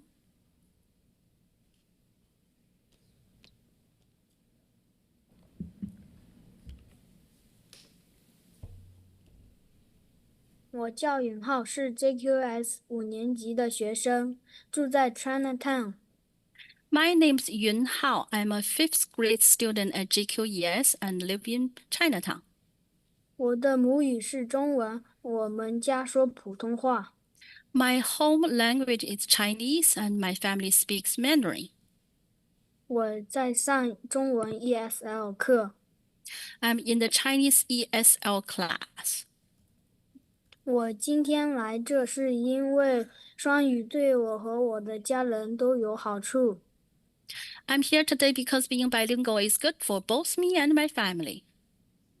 它能让我更好的和朋友、家人交流。It helps me communicate better with my friends and my family. 也能让我为社区做更多事情。And it allows me to do more for my community. 我想一直保持我的中文和英文。I want to keep both my Chinese and English. 我希望像我这样的学生，无论他们住在哪里，都能上双语课程。I hope students like me, no matter where they live, can join bilingual programs. 同时学习母语和英文。To learn both their home language and English. 双语对我们每一个人都很重要。Being bilingual is important for everyone. Thank you. Thank you very much. 好，谢谢你。Our next speaker is Haomin Yu. 下一位，请于浩明讲。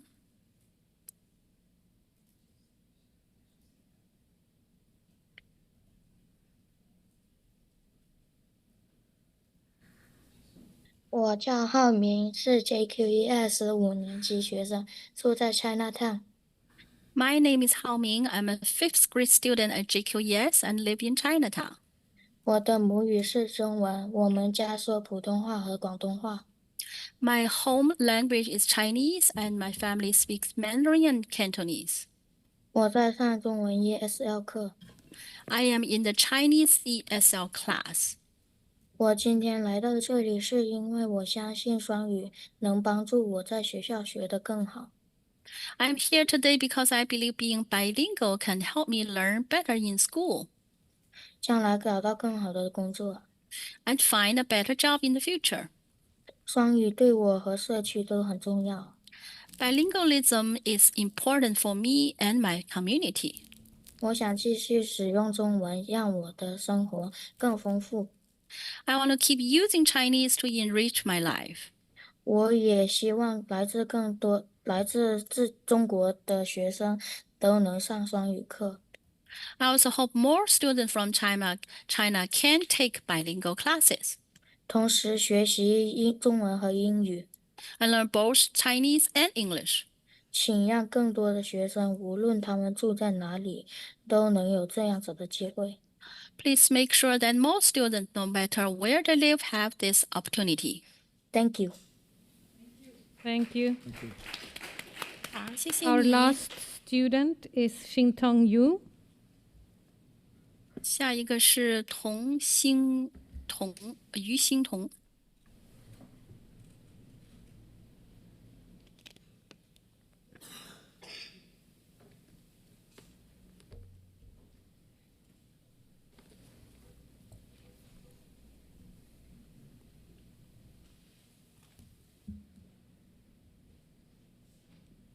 我叫欣彤，今年8年级。我叫尹莹，今年7年级。My name is Xin Tong, 8th grader. My name is Yin Yin, 7th grader. 我们曾是 JQES 的学生，我们4年级来到美国，住在 Chinatown。 We used to be students at JQES. We came to the U.S. in 4th grade and live in Chinatown. 我们的母语是中文，我们 Our home language is Chinese. 我们家说普通话和广东话。 At home, we speak Mandarin and Cantonese. 我们曾在 JQES 上过中文 ESL 课。 We used to take Chinese ESL class at JQES. 我们今天来到这里，是因为我相信双语对我和我的家人都有很大的好处。 I'm here today because I believe being bilingual is very helpful for me and my family. 同时也能帮助我更好的学习英语。 And it also helped me learn English better. 我们非常感激 JQES 的 ESL 老师 Miss Yu。 We are very grateful to our elementary school ESL teacher, Miss Yu. 虽然只有短短2年的时间，但在她的耐心指导下，我们每天都在不断的进步。 Even though I was in her class for only 2 years, but with her help, I have been improving every single day. 现在我们已经不需要上 ESL 课了。 Now we no longer need ESL classes. 有时候，当其他同学需要帮助时，我甚至可以主动帮他们翻译。 Sometimes when other student needs help, I can even translate for them. 这让我感到非常自豪。 Which makes me feel very proud. 我们希望更多的学生能有机会参加双语课程。 We hope more students can have access to join bilingual classes. 在能说自己母语的老师的帮助下，同时学习中文和英文。 So they can learn both Chinese and English with the support of teachers who speak their own home language. Thank you.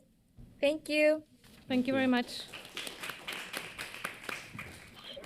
Our next group of speakers, our next speakers are Vernier Wilkinson, Mike Heichman, Cheryl Buckman, Emma Yashar, Dora Sandoval, and Carolina Soto. Vernier Wilkinson.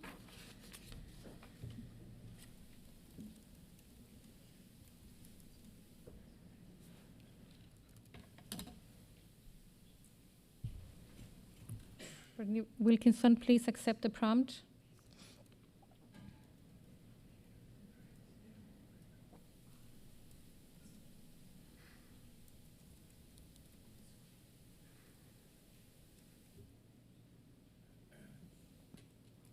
You can start. Hello, good evening. Vernae Wilkinson with SchoolFax Boston.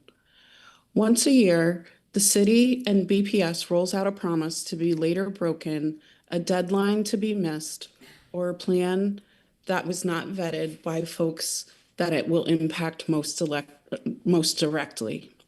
In 2022, it was the Green New Deal for BPS. In 2023, it was the O'Brien potential move to West Roxbury.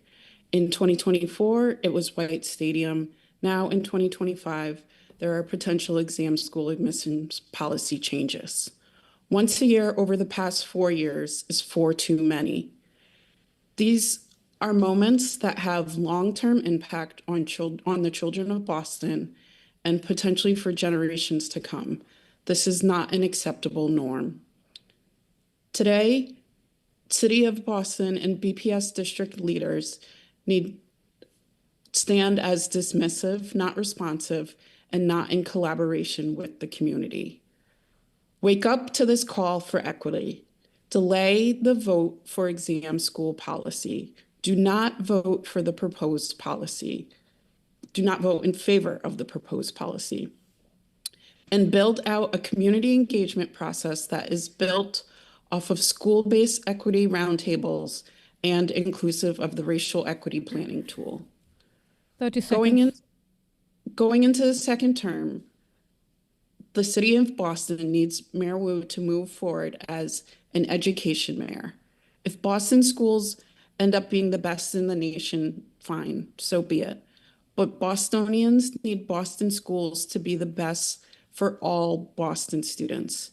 National stats are irrelevant if that means some get the best while others go on waiting for on-time buses, HVAC, Thank you. updated bathrooms, Thank you. Your and so time is on. up. Thank you. Our next speaker is Mike Heischman.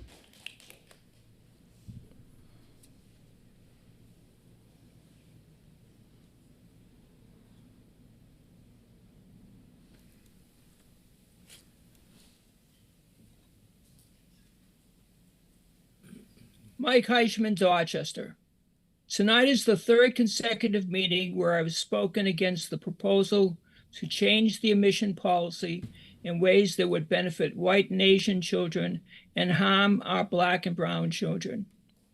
The third rail for the superintendency has been, thou shalt not change the admission policy in ways that would harm privileged white families. Superintendent Chang years ago attempted to diversify the elite schools, fired by Mayor Walsh. Superintendent Casilius, supported by the school committee, courageously decided to make the exam schools more diverse, fired by Mayor Wu. The Coalition for Equity in Exam School research shows that the proposed changes would make the system less equitable. Why don't you use your racial equity tool? Any decisions to change the exam school admission process, which would be at the expense of our Black and brown children, would be racist. Superintendent Skipper would never have made this proposal without the consent of Mayor Wu. A few years ago, I was talking with former school committee member Regina Robinson. She had told me that she had been disappointed and surprised that the mayor had not reappointed her. I was not surprised. Ms. Robinson had dissented too much. I'm sure that every school committee member considers 30 themselves to be. seconds. I believe that the BPS is a racist institution and that we need an elected school committee. School committee members, is your highest allegiance to the mayor? Be courageous. Vote no against this racist Wu Skipper proposal. Thank you. Our next speaker is Cheryl Beckman.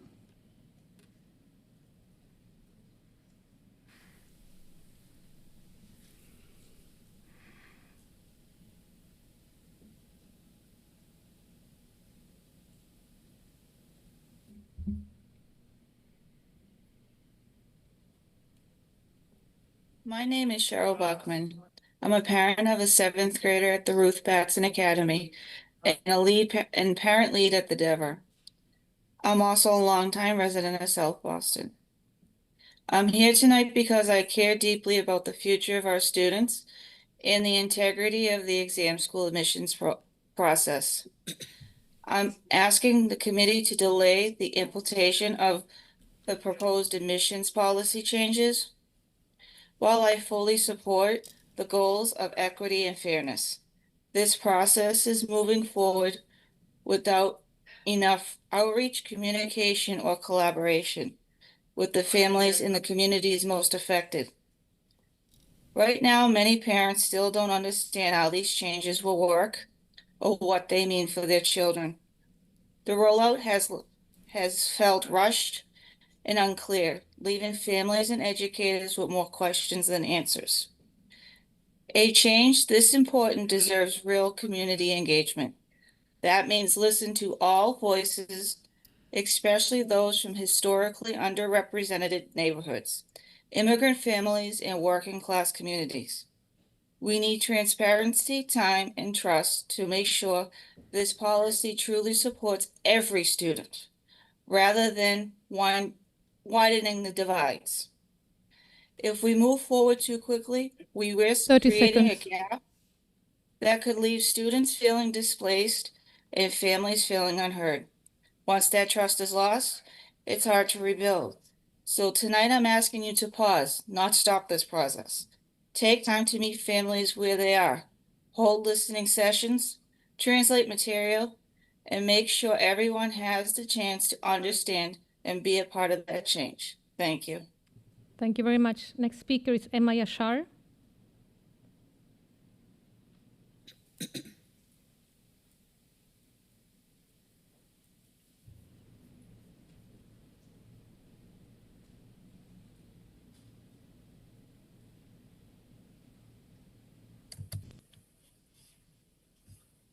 Please turn on your camera. Trying. There we go. Thank you. Hi. My name is Emma Yasher. I'm a parent of 2 kids in BPS, and I'm speaking in support of the proposed revisions to the exam school admission policy. When the new admissions policy was first announced, my kids were really young, and junior high or high school seemed like a long way off. But now here we are, almost 5 years later. My oldest is in 4th grade, and I have no idea what the options will look like for her in a few years. Families like mine need clarity and predictability, and I think what's being proposed will do just that. Nothing is going to make everyone happy, but this is a good compromise and will make the policy simpler, easier to understand, and more predictable for families. I think it's important to acknowledge what's working and also be willing to fix what's not. The models shared by BPS in June showed that the revisions wouldn't substantially change the demographics of the students receiving an invitation. So it's not going to move us back to pre-2020. At the same time, the citywide round would ensure that higher achieving students are not shut out of exam schools from the outset just because of where they live. It's a balanced approach. Lastly, like other speakers, I would love to see more and better junior high and high school options for kids across the city. So families like mine don't feel like an exam school is the only option. 30 seconds. That's why I'm urging you to move these revisions forward so we can achieve closure on this issue and so BPS and the city can focus their energy and resources on all of the other schools in the district. Thank you. Thank you very much. Our next 2 speakers, Dora Sandoval and Carolina Soto, will need support in Spanish. Dora Sandoval. Perfect. Dora Sandoval. Dora Sandoval, el micrófono, por favor.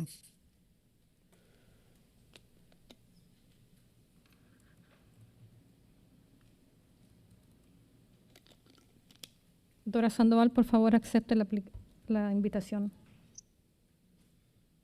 Sorry, ya estoy aquí. Ok, Dora va hablando en par de frases y pausa para que le pueda interpretar. Adelante, Dora.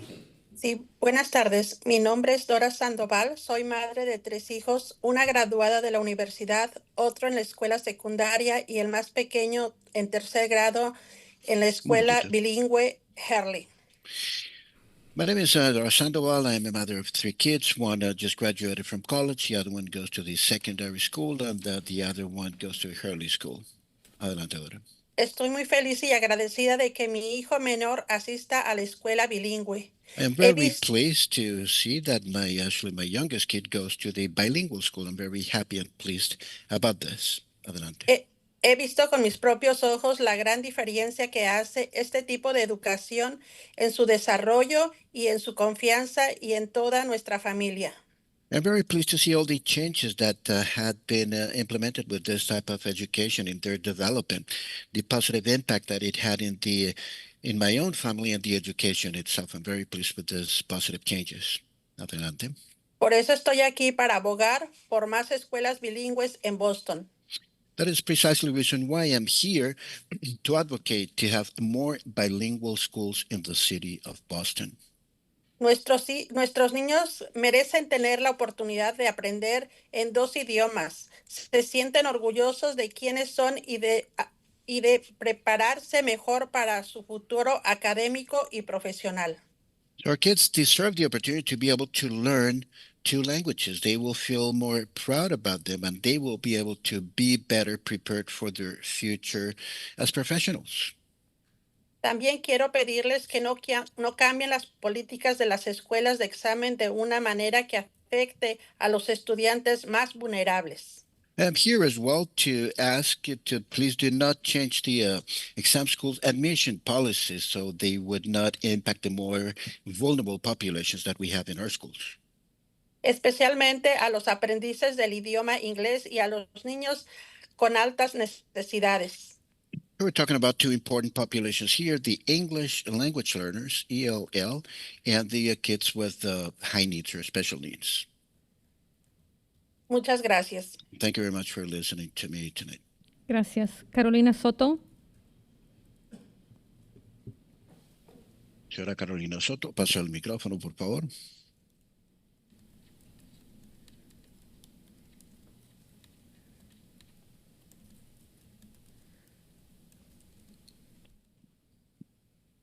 Carolina Soto.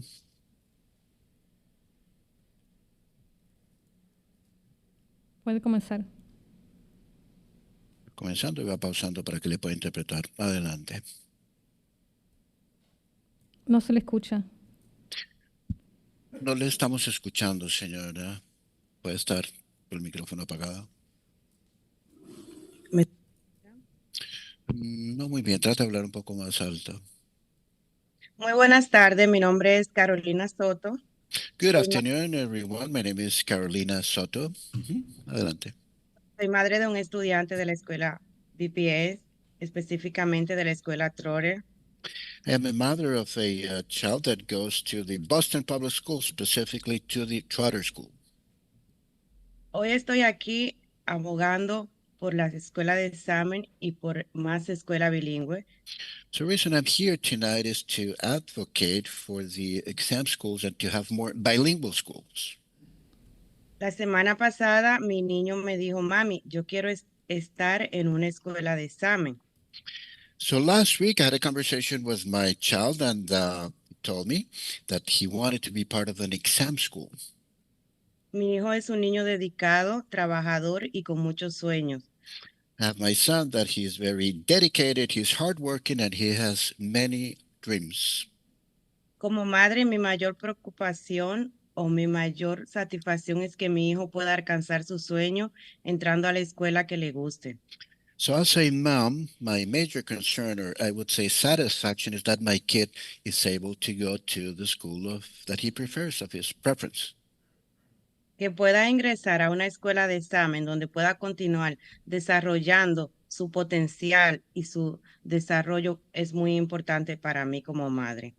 So it is very important to me as a mom that he's able to achieve his dreams, to go to an exam school and to be able to continue developing his professional skills. That is something that is very important to me as a mother. Sin embargo, muchos estudiantes bilingües enfrentan barreras las cuales le pueden limitar estas oportunidades. I have to say that many bilingual students are confronted with multiple barriers that could limit in itself their opportunities of success. Por eso hoy levanto mi voz y pido para más escuela bilingüe, para una mejor educación y desarrollo para los niños. That is precisely why I am here today in front of you, raising my voice, asking for more bilingual education and to better education for my kids as well. Le pido que mantengan abiertas las puertas para todos los estudiantes, sin importar su origen, idioma. I'm asking to please keep the doors open for to all the students, regardless of their origin, the national origin, regarding the language that they speak. Queremos una educación verdaderamente inclusiva donde cada niño tenga la oportunidad justa de mostrar de demostrar lo que es capaz de lograr. So we're looking for a more inclusive type of policy where every child has fair opportunities and they have the ability to demonstrate their full potential and what they can achieve. Las políticas que promueven la equidad y la educación bilingüe han empezado a cerrar 20 brechas segundos. históricas Minutos. Segundos. para las familias. So those policies, the current policies that are in place are actually minimizing or reducing the equity that could exist and the opportunities for different families. Le for pido bilingual que families. sigan fortaleciéndose esas oportunidades y esas brechas para que nuestros niños puedan avanzar y lograr sus sueños.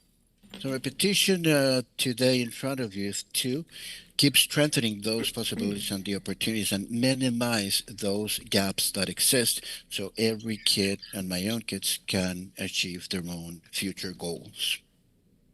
Muchas gracias por escuchar y seguir contribuyendo con el futuro y el bienestar del desarrollo de los niños de Boston. Thank you very much for listening to me to continue contributing to develop the well-being of every kid and to continue promoting the development of every kid here in BPS in Boston. Thank you. Juan, could you please stay on? We're going to continue with our two last speakers who also need support in Spanish, Simel Rodríguez and María Elena Pereira. Simel Rodríguez, al micrófono, por favor.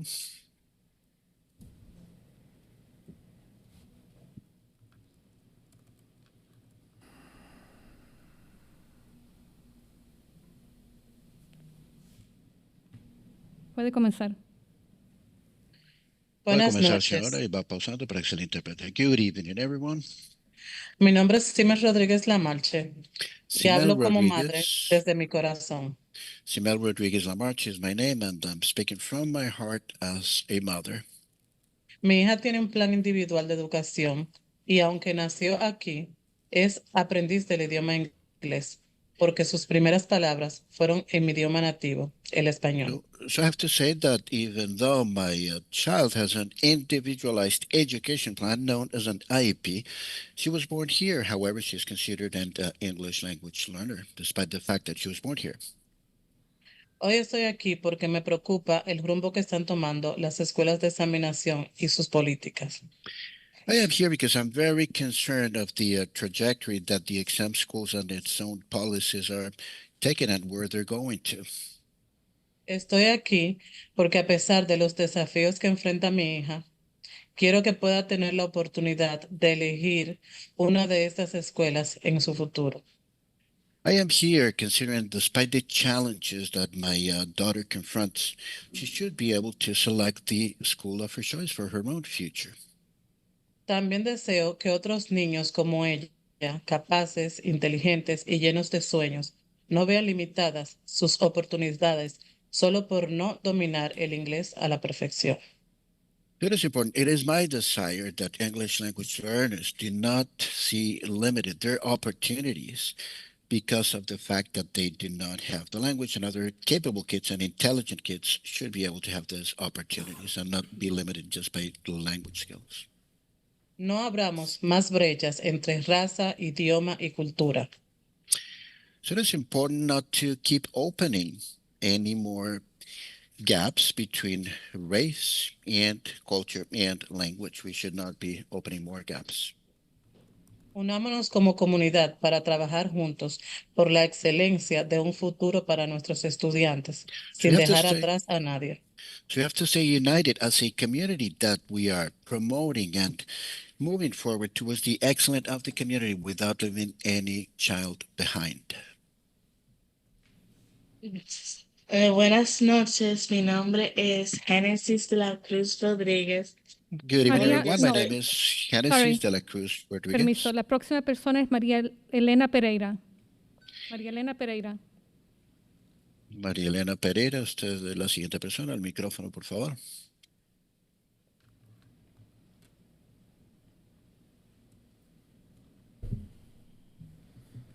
María Elena Pereira.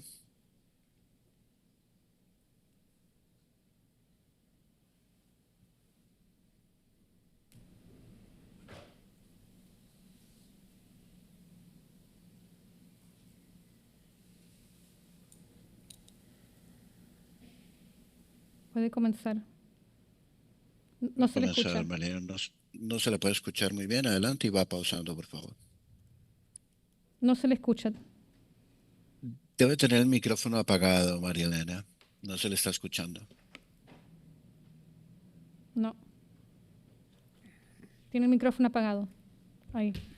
¿Hola? Ahora sí. Ok, ya se le puede escuchar. Adelante y va pausando y yo le interpreto. Ok. Muy buenas tardes. Mi nombre es Elena Pereira y represento a mi comunidad de Dorchester.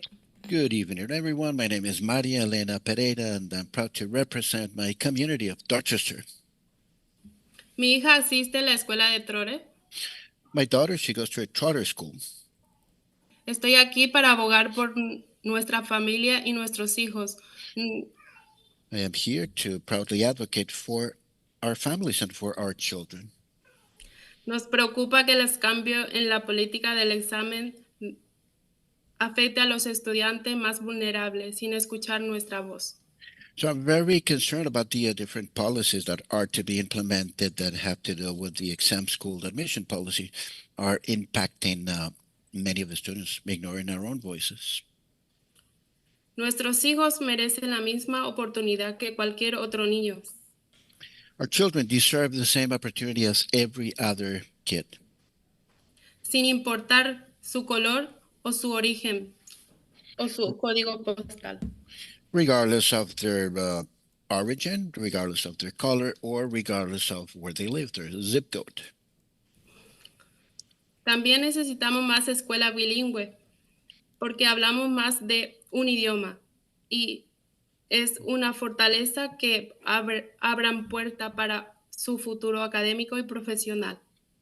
At the same time, I would like to say that we do need more bilingual schools. That is actually a strength that will be opening many doors and opportunities for their own future.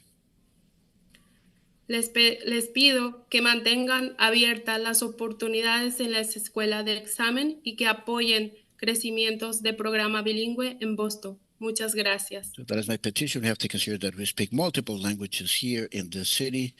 It is my petition that can reconsider the exam school admission policy and to continue promoting bilingual programs in the city of Boston. And thank you very much for listening to me.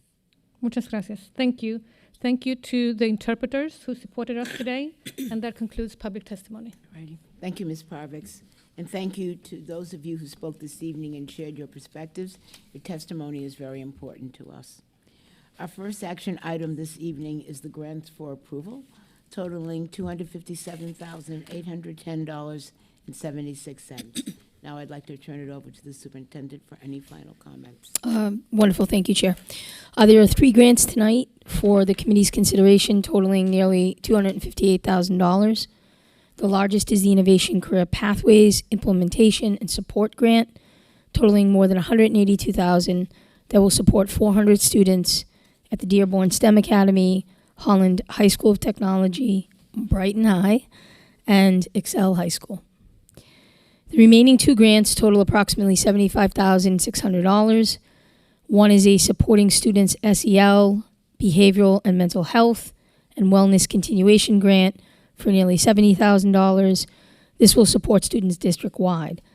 This state-funded competitive grant program will help adapt, expand, and strengthen multi-tiered systems of support to respond to the social, emotional, behavioral, and mental health needs of students, families, and educators.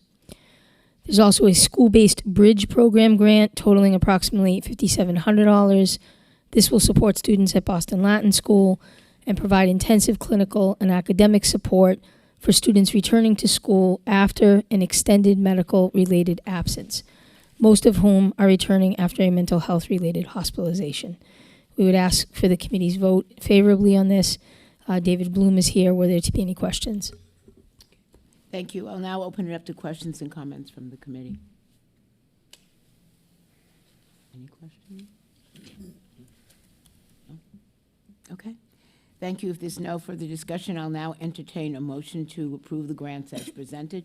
Is there a motion? So moved. Thank you. Is there a second? Second. Thank you. Is there any discussion or objection to the motion? Is there any objection to approving the grants by unanimous consent? Hearing none, the grants are approved. Our second action item tonight is the exam school admission policy recommendation. The updated policy recommendation was first presented at the September 25th meeting, followed by an update and discussion at the October 8th meeting. We have also received both written and oral public comments. We want to thank everyone who took the time to share their feedback. Now I'd like to turn it over to the superintendent for any final comments. Thank you, Chair. So we're now asking for the committee's vote on the district's recommendations for revisions to the exam school's admissions policy. As I've said throughout the process, our district's goal regarding exam school admissions has not changed. We are committed to creating an equitable and transparent policy that ensures that all students have an opportunity for a seat at one of the 3 exam schools: Boston Latin Academy, Boston Latin School, and the O'Brien School of Mathematics and Science. Our recommendation is meant to keep what's working about the current policy and fix what's not working well. We think these changes will lead to a clear, understandable policy that creates fair and equitable access to the exam schools. Under the current policy, there are some students that have very high composite scores, but because of what elementary school they attend or what neighborhood they live in, it can be difficult and sometimes mathematically impossible for them to receive an invitation. The larger number of students receiving points during each admission cycle increases the competition between BPS schools and is seen as punitive by students and families, which results in our needing to adjust the number of points students receive each year. Our recommendation is meant to address that issue by ensuring that there is a pathway for the highest scoring students citywide, while preserving the basic structure of distributing invitations equally across each socioeconomic tier. The socioeconomic tiers are a part of the policy that has worked well over the last several years. As we've explained to the committee and the community, this reconsideration of the policy is a provision in the policy itself that calls for a thorough review at or after the 5-year mark, and we're now at that 5-year mark. If approved, we are also asking that the policy remain in effect for at least 3 admission cycles so that we can monitor the data over an extended period of time. It is certainly understandable that this committee has asked us each year to look at concerns raised and make recommendations and minor changes to the policy to address those concerns. But I really want to emphasize that moving forward, we will be asking this and any future committee members to hold to the 3 admission cycles before making a similar request so that we can have more consistent trend data. We presented our recommendations at the school committee meeting on September 25th and provided additional data at the October 8th meeting. I'd like to take a moment to just review the changes that we're recommending. First, the removal of school-based points because they are hard to explain and difficult to justify. They also change the competition for seats within each tier, not across all tiers. The percentage of students receiving additional points has increased since the policy was first created, from 63% of applicants to 73% of applicants, making them less impactful. Second, reduce the housing points from 15 to 10. When chosen, the selection of 15 points was chosen to be higher than the number of school-based points, which was 10 at the time. Our analysis of the 25-26 admission cycle shows the actual difference in composite scores for students who qualify for housing-based points and students who do not qualify is 10 points. Third, we are recommending the addition of a citywide round, meaning that the first 20% of seats at each school will go to the highest composite scores. This round will not include additional points and is based solely on a student's GPA and test composite score. The 20% was part of the initial recommendation from the 2021 Exam School Admissions Task Force. After the citywide round, the remaining 80% of seats will be distributed equally across socioeconomic tiers. After the citywide round, the remaining, Finally, we are recommending that BPS maintain the current 4 socioeconomic tier structure where the tiers are sized by population as opposed to number of applicants. As a reminder, after the citywide round, students are assigned to one of 4 tiers based on their home address, and will only compete for exam school admissions with other students in their tier. We are not recommending changes to the criteria students must meet to be eligible for consideration for an exam school seat. Consistent with the current policy, students will need a grade point average or GPA of B or higher, rank at least one exam school on their school choice list, and have a valid score on the MAP Growth Assessment Test.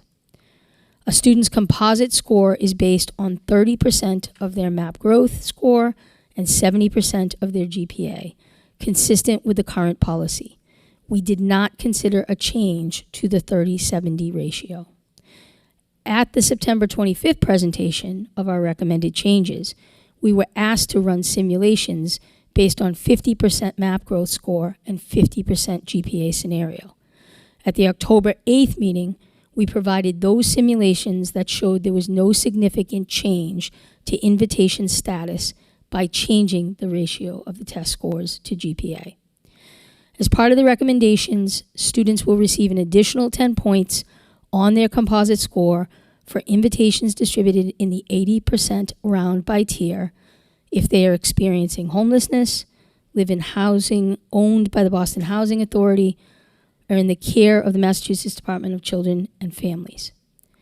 If approved, the new policy will go into effect immediately and will apply to the 26-27 admissions cycle. It is important that the vote happen tonight to ensure families have all of the information about the process before this year's residency verification deadline for non-BPS families happens on November 21st. We've heard consistently that this timeline is important for families. There is no perfect policy, but we think these changes will lead to a system that is overall clearer and more stable. Our goal remains the same: to create an equitable, predictable, and stable policy that students and families can easily navigate and understand. We need to shift the district's focus to improving our entire secondary school ecosystem and to building a portfolio of high-quality high school options so that students are confident and excited about all of their high school choices. So, Madam Chair, I'll turn it back to you. Thank you. I'll now open it up to questions and comments from the committee.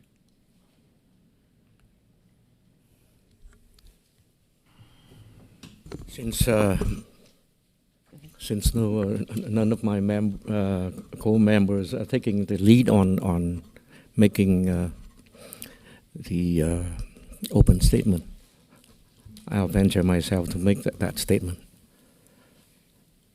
We've heard, well, at least for me, we've heard the pros and the cons, the opposition and the support for the revised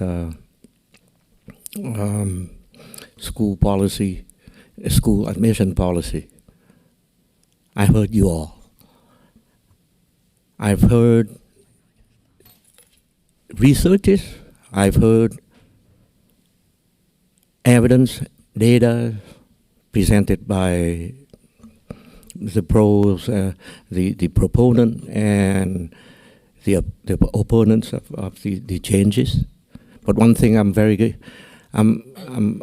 I do appreciate is the fact that despite all the differences, the main thing that we are all focusing on is the equity.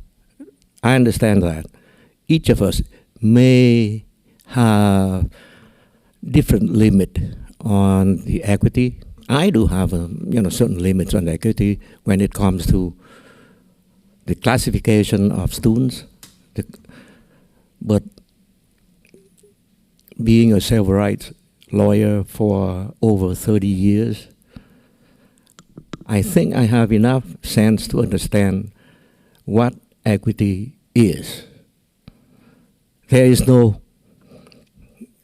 the policy, we all agree that it needs to be tweaked, and we are trying to tweak it. We are trying to tweak it in the name of equity. We may not agree on the limitations of equity, but we are all agree that it is time to apply diversity, inclusion, and equity into the process, regardless of what the federal government is advocating out there.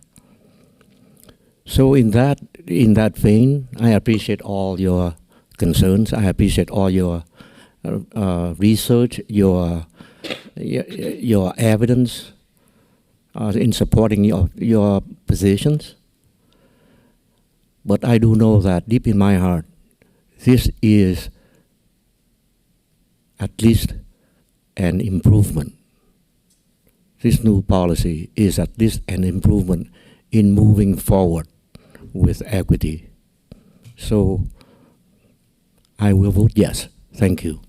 Thank you. Thank you for that. I think in what I've heard, the superintendent, where I certainly, we share the same sentiment, is that despite, as we've heard around the particular community engagement around this, I do agree that this body needs to take action on it. And any inaction or delayed action has that domino effect for the application cycle. And so families definitely need clarity now, regardless of the outcome.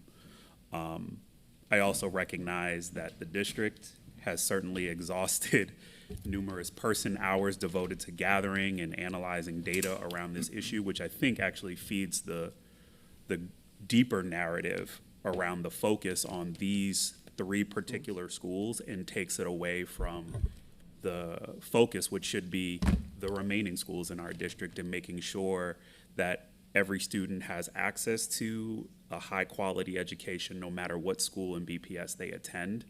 I firmly believe that work is being led by you and everyone in this room, and everyone in our schools. And so regardless of whatever the outcome, I think everyone wakes up every day with the intention of making educational options and experiences better for everyone.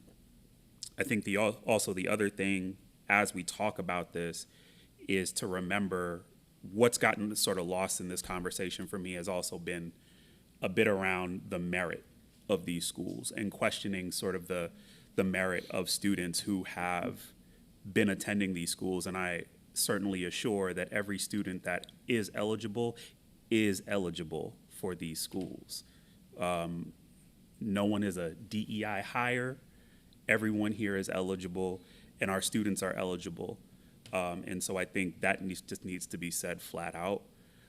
So for those people who are thinking that this policy leans towards that way, nah.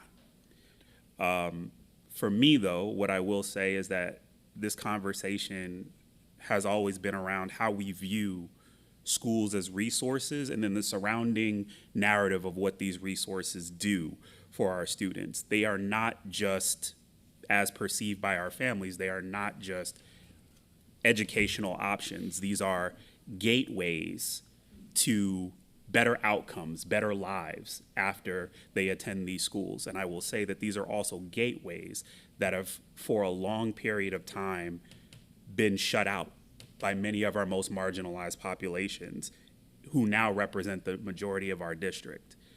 And so while I believe that the majority, like we are moving in a positive direction and it's under stable leadership, we are growing the quality of our seats, families are still left with this. So yes, the citywide assignment option, makes the policy easier to understand. 2, it would guarantee that a portion of our students with those perfect scores and grades, regardless of their background, would be able to claim admission to their top choice school. But equity begs me to see a little bit more of the nuance. And the simulations that have been presented compromise the admissions to our most representative populations within the district. And that goes against the original ethos of the policy for me. And also, as I think back to the racial equity planning tool, I remember clearly on, I think it's like page 4 or page 5 of it, we note targeted universalism as one of our approaches, which begs us to focus opportunities and resources to our most marginalized. And so, you know, with that, I respect the votes of everyone like up here. But for me, it's a no on changing it, because I really believe that keeping it as is allows us to continue to monitor where it needs to be monitored to make that change 3 years down the road. I believe it can take the conversation still off the table for the next 3 years in the same way. And I think it allows for us to preserve still like the strides that have been made since 2021. So thank you, Kwok, for opening it. Thank you. So that's it.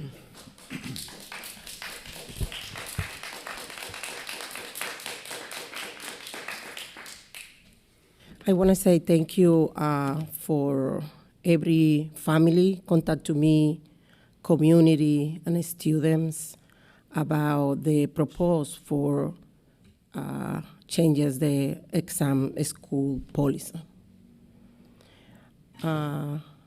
For me, it's make a decision hard because in one hand, I see students, I talk to the family with a student is high qualification when not receive invitation for exam school, the family working very hard with students, putting tutoring class, and then because the population, the family have resources for that. In the second hand, I have students very intelligent too, but the family is low income, don't have money for prepare, for support you students because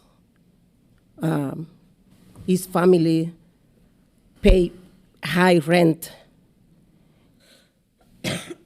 have two and three jobs. He doesn't speak English. So it's like, I understand family when you a student is high qualification. I understand your frustration when you not receive a school invitation because some students, low income, receive point, and you think is disadvantage for that. But en resumen, esta política intenta equilibrar méritos y equidad, pero su impacto real dependerá de la implementación de los apoyos complementarios.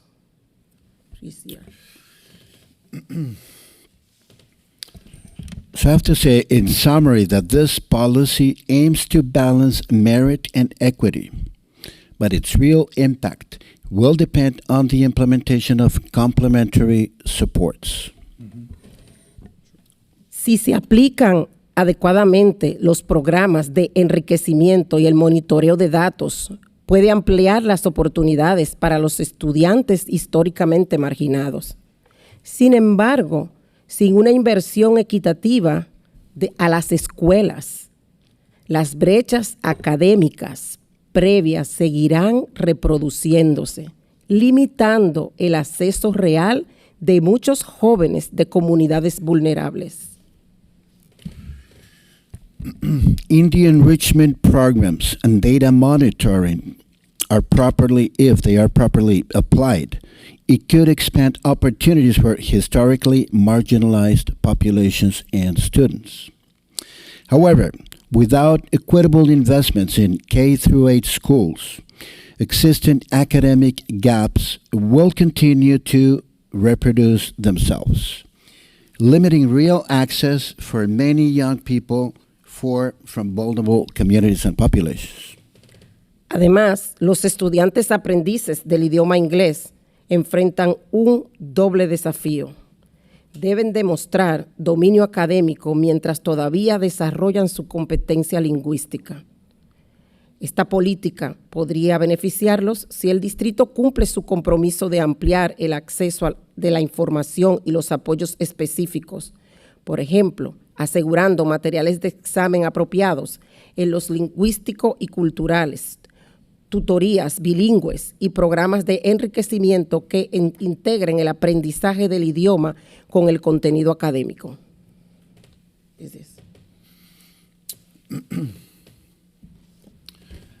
In addition, English language learner students face a dual challenge. They must demonstrate academic proficiency while still developing language competence. This policy could benefit them if the district fulfills its commitment to expand access, awareness, and targeted supports.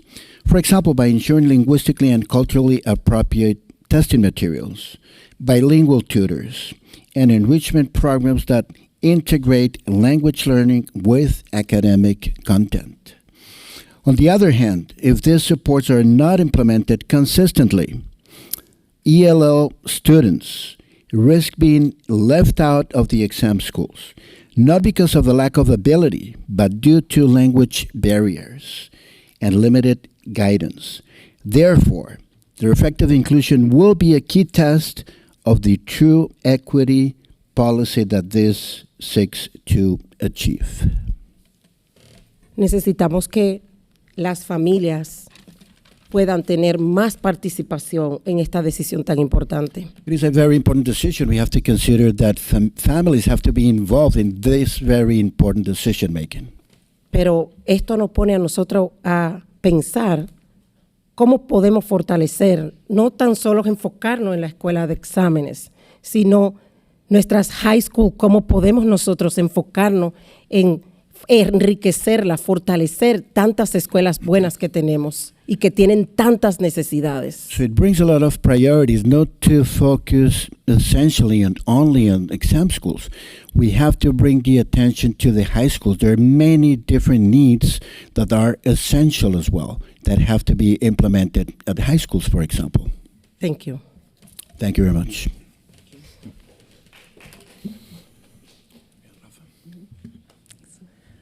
Good evening. I'm grateful for the students, parents, educators, and community members who've delivered passionate and compelling testimony on this issue, not just over the past few months, but over the course of the 2021 working group and in the years thereafter. That 2021 policy was a response to the very disparities that the Opportunity Gaps Task Force spoke to today. And that policy did result in progress toward our city's exam schools being more reflective of the city itself, though still far from proportionally aligned to Boston's composition, particularly by socioeconomic status, race, IEP status, and language level. I also respect the position, though I don't share the same opinion, held by some who have expressed that exam schools or selective admission schools overall should not be our model in Boston. Though there is not a major city nationally without some form of selective admissions high school, or as some cities call it, talented and gifted programming, the existence of exam schools in Boston does, as we heard testimony today, have tremendous ripple effects on the enrollment and performance at all of the secondary schools in the district, particularly because the three schools serve a whopping 25% of high school age students. But this is the system we have. All three schools have tremendous outcomes, and they represent what many all over the city, in every neighborhood, feel is a viable pathway to choose BPS for their young people. That said, these are not just schools with high demand and high interest. They are schools with a specific curricular design intended to provide an accelerated course of study beyond what is considered typical grade level work. Students have up to 2 to 4 hours of homework nightly, take up to 6 subjects daily, sometimes 7, etc. All three schools have a specific college preparatory mission and a specific program of study to arrive at that outcome. They are not comprehensive schools with a full range of academic programs, and they are not staffed for anything other than college preparatory mission. While this course of study is not going to be the preference of every student in Boston, nor does it need to be, it is essential that we prepare all students in every school to have the ability to succeed in the program of study that they want. And that means ensuring a rigorous grade level experience at every level from pre-K forward. DESE reports BPS as having 2,882 sixth graders enrolled last year. Of these total students, 864 met or exceeded standards in ELA, 721 met or exceeded standards in math. There are approximately 1,000 available seventh grade seats at exam schools annually. What does this mean? It means we do not have the number of students in the entirety of Boston Public Schools performing at grade level in ELA and math to fill the total available seventh grade seats across the three exam schools. This is what needs our attention and urgently. The proposed policy on the table for exam school admissions preserves the most impactful component of the current policy, which is the maintenance of the tier structure. We have been familiar with the flawed nature of the school-based points for years and have tweaked the policy many times to chip away at the over-allocation of how many students receive these points, which was not run through proper simulations at the time of the working group. I do agree that the community engagement on exam schools over the past few months has not been as robust as it should have been. I also think there is factual information that we already know, such as, if we continue with the current structure as it exists today, there are likely scenarios where access is impossible or nearly impossible for some Boston students before they even submit a report card or sit for the MAP assessment. If the policy is kept the same, there will continue to be affluent students who receive bonus points because of the school that they attend, weakening the impact of points for students experiencing homelessness or living in BHA housing. There will continue to be students who could not have achieved a higher composite score than the one they earned and still face being shut out of a seat at any of the three schools. The students and families for whom this situation has applied do not share a monolithic identity, and they attend all types of schools, some of which are our own BPS schools. A citywide allocation running alongside geographical student assignment is not new to us. The current exam schools class of 2027, our first COVID class, was admitted with a citywide allocation. It's a diverse class that is thriving at the exam schools. It should not be the case that we associate citywide seats with one specific type of student. If we can't, as a system, prepare all of our students so that citywide seats aren't assumed to be predestined for a specific set of families, then we need to reassess what we are providing for our young people. The students we serve in BPS, who are predominantly Black, Latino, and/or low income, deserve the opportunity to compete within their tier and citywide, regardless of their school and circumstance. And that comes not by spending multiple school committee meetings on the topic of exam schools year after year, but by determining the policies, resources, programming, and learning experiences that raise student achievement throughout the district. If we sustain the low expectations that readiness and preparation is not a responsibility of BPS, we will continue to educate with an ethic of mediocrity. We need a multi-year policy that gives all students the chance to apply and be considered for a seat, regardless of address or sending school, while we maintain the element of the plan that is most critical to diversity, to the diversity that is to the benefit of every learner in the exam schools. And that lever is the tier system that is based not on the number of applicants in the tier, but by how many school-age children in the city that the tier represents.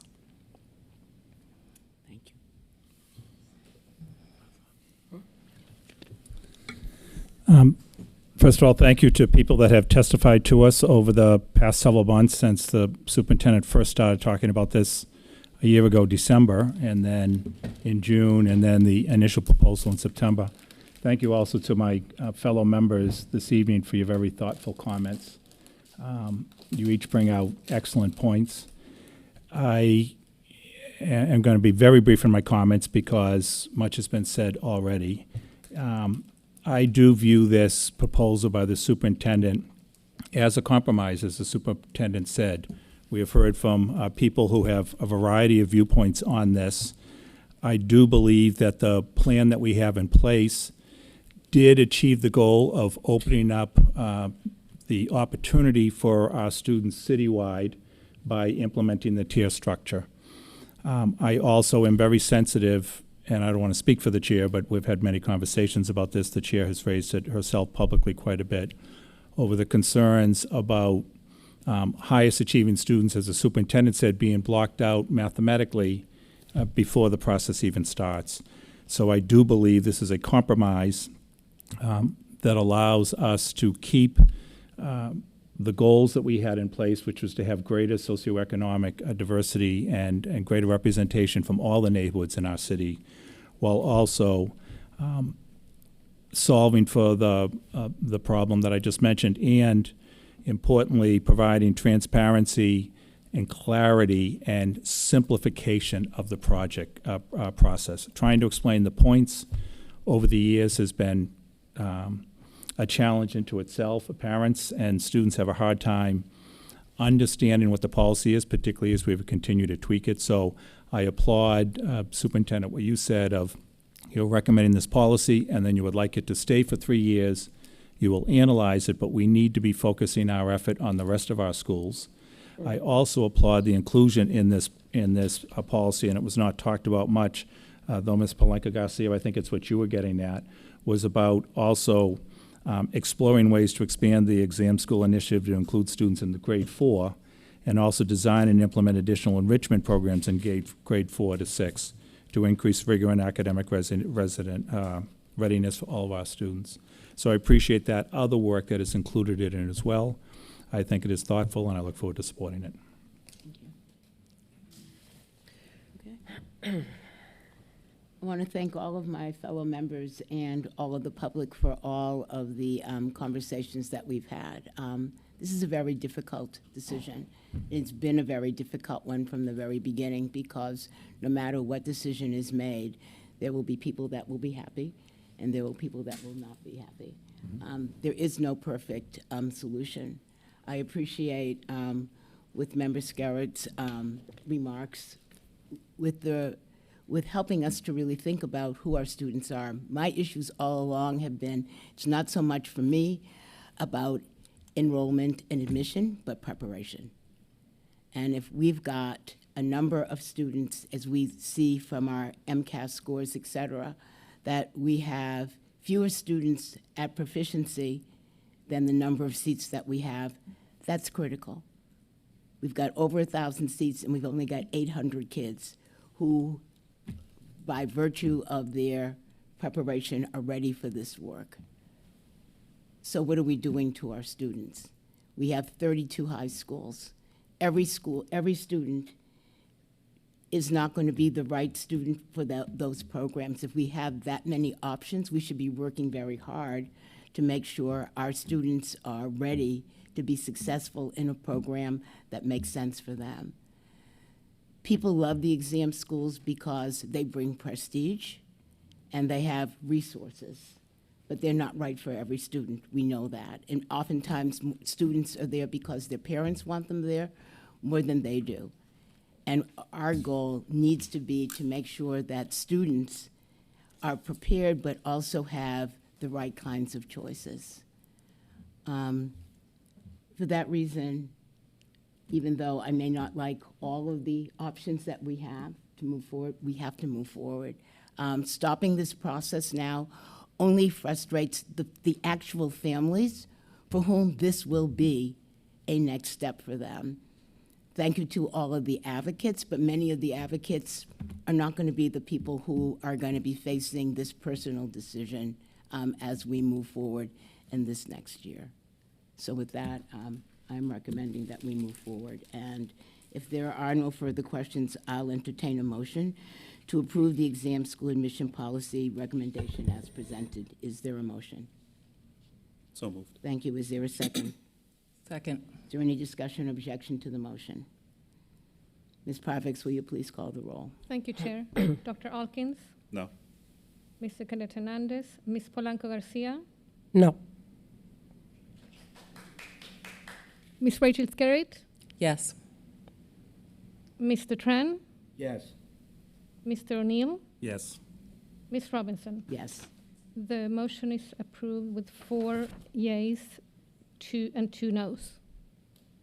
Thank you, Ms. Parvex. All right. Our third action item tonight is the approval of the OAG Task Force membership proposal that was presented earlier this evening. If there's no further discussion, I will now entertain a motion to approve the membership as presented. Is there a motion? So moved. So moved. Thank you. Is there a second? Second. Thank you. Is there any discussion or objection to the motion? Is there any objection to approving the membership by unanimous consent? Point of order. Here. Point of order. Excuse me? Am I allowed to vote on it? He's a member. Oh, you're a Say member. no, You he have has to recuse. you have to I recuse think yourself. Well, I'm a nominated member. You're nominated. Yeah, You Do I have will to- recuse yourself. Okay. Excuse me. I We'll recuse recuse you. Thank you. I think you're going to vote for All right. yourself. Thank you. Sorry leave the about room? that. No, está ya. All right. Is there call, any Chair. objection to approving the Roll. the membership? Do a roll call. Okay, why don't we do this by roll call? Thank you. Dr. Alkins? Abstain. Abstain. Abstain. Yes, you abstain. Yes, thank Mr. you. Cadet Hernandez, Ms. Polanco Garcia. Yes.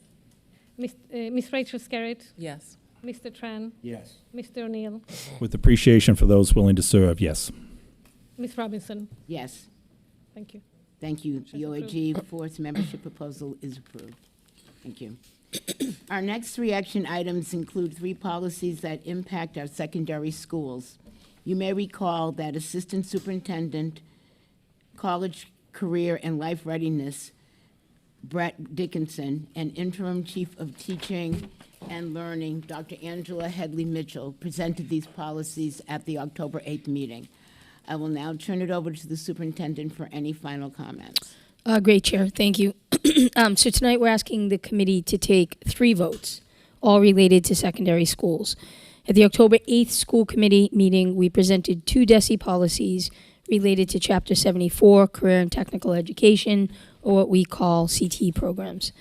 As the team explained, the first policy is an admissions policy for entrance into Chapter 74 CTE programs at 5 of our high schools: Madison Park Vocational Tech High School, English High School, Boston Arts Academy, Boston Green Academy, and the Edward M. Kennedy Academy for Health Careers, or EMK. The second policy is the Middle School Career Exploration Policy, regarding the ways in which the district supports career exploration and awareness about Chapter 74 CTE programs at the middle school level. We also shared a revised competency determination, or CD policy, with you tonight. You'll see it in the packet. BPS competency determination was approved by the school committee in June of 2025. Over the summer, DESE released updated CD requirements. Our policy has been updated to meet those requirements, and so we're therefore asking for an affirmative vote. We have Brett Dickens here, who's the secondary superintendent for College Career and Life Readiness. Dr. Angela Headley Mitchell, who's our interim chief of teaching and learning, is also here to just answer any clarifying questions. We did hear the committee loud and clear, and we are in full agreement that in terms of the competency determination, rigor is at the heart of it. We eagerly await to hear any further guidance that DESE will be giving relative to the graduation requirements. For the purposes of this year, we need to have these 3 policies passed. Thank you, Superintendent. I'll now open it up to the committee for any final questions or comments. A couple of things that kind of stretch across policies, maybe starting with the CTE programs and the middle school pathway education around school options. I was very struck by the public testimony around the differentiation of timing and communication around options. And I agree, it would be ideal for students to get all of their choices in a comprehensive set to show that there are multiple viable pathways and that one doesn't come out separate from another. It's also very confusing for families. And so just expressing a hope that as we think about making high school opportunities known at the 8th grade or other grade levels, that we think about it as a portfolio of our schools, so students really understand the range of options that they have for high school. Yeah, I think this is a really important point, Member Scarrett. It's also the 6th grade because of now the tipping point of 7th grade start. I know that Brett and the team are doing just incredible work to lift this relative to awareness and access. Brett, I don't know if you want to share just a few things. Yeah, thank you for that comment. I share that concern. We have done a lot of work to line up a website to explain this portfolio of school options to families and to link it to all of the schools. As you well know, 2 of them are Horace Mann charters, and we have worked to make sure that all of the policies and all of the deadlines are as aligned as possible.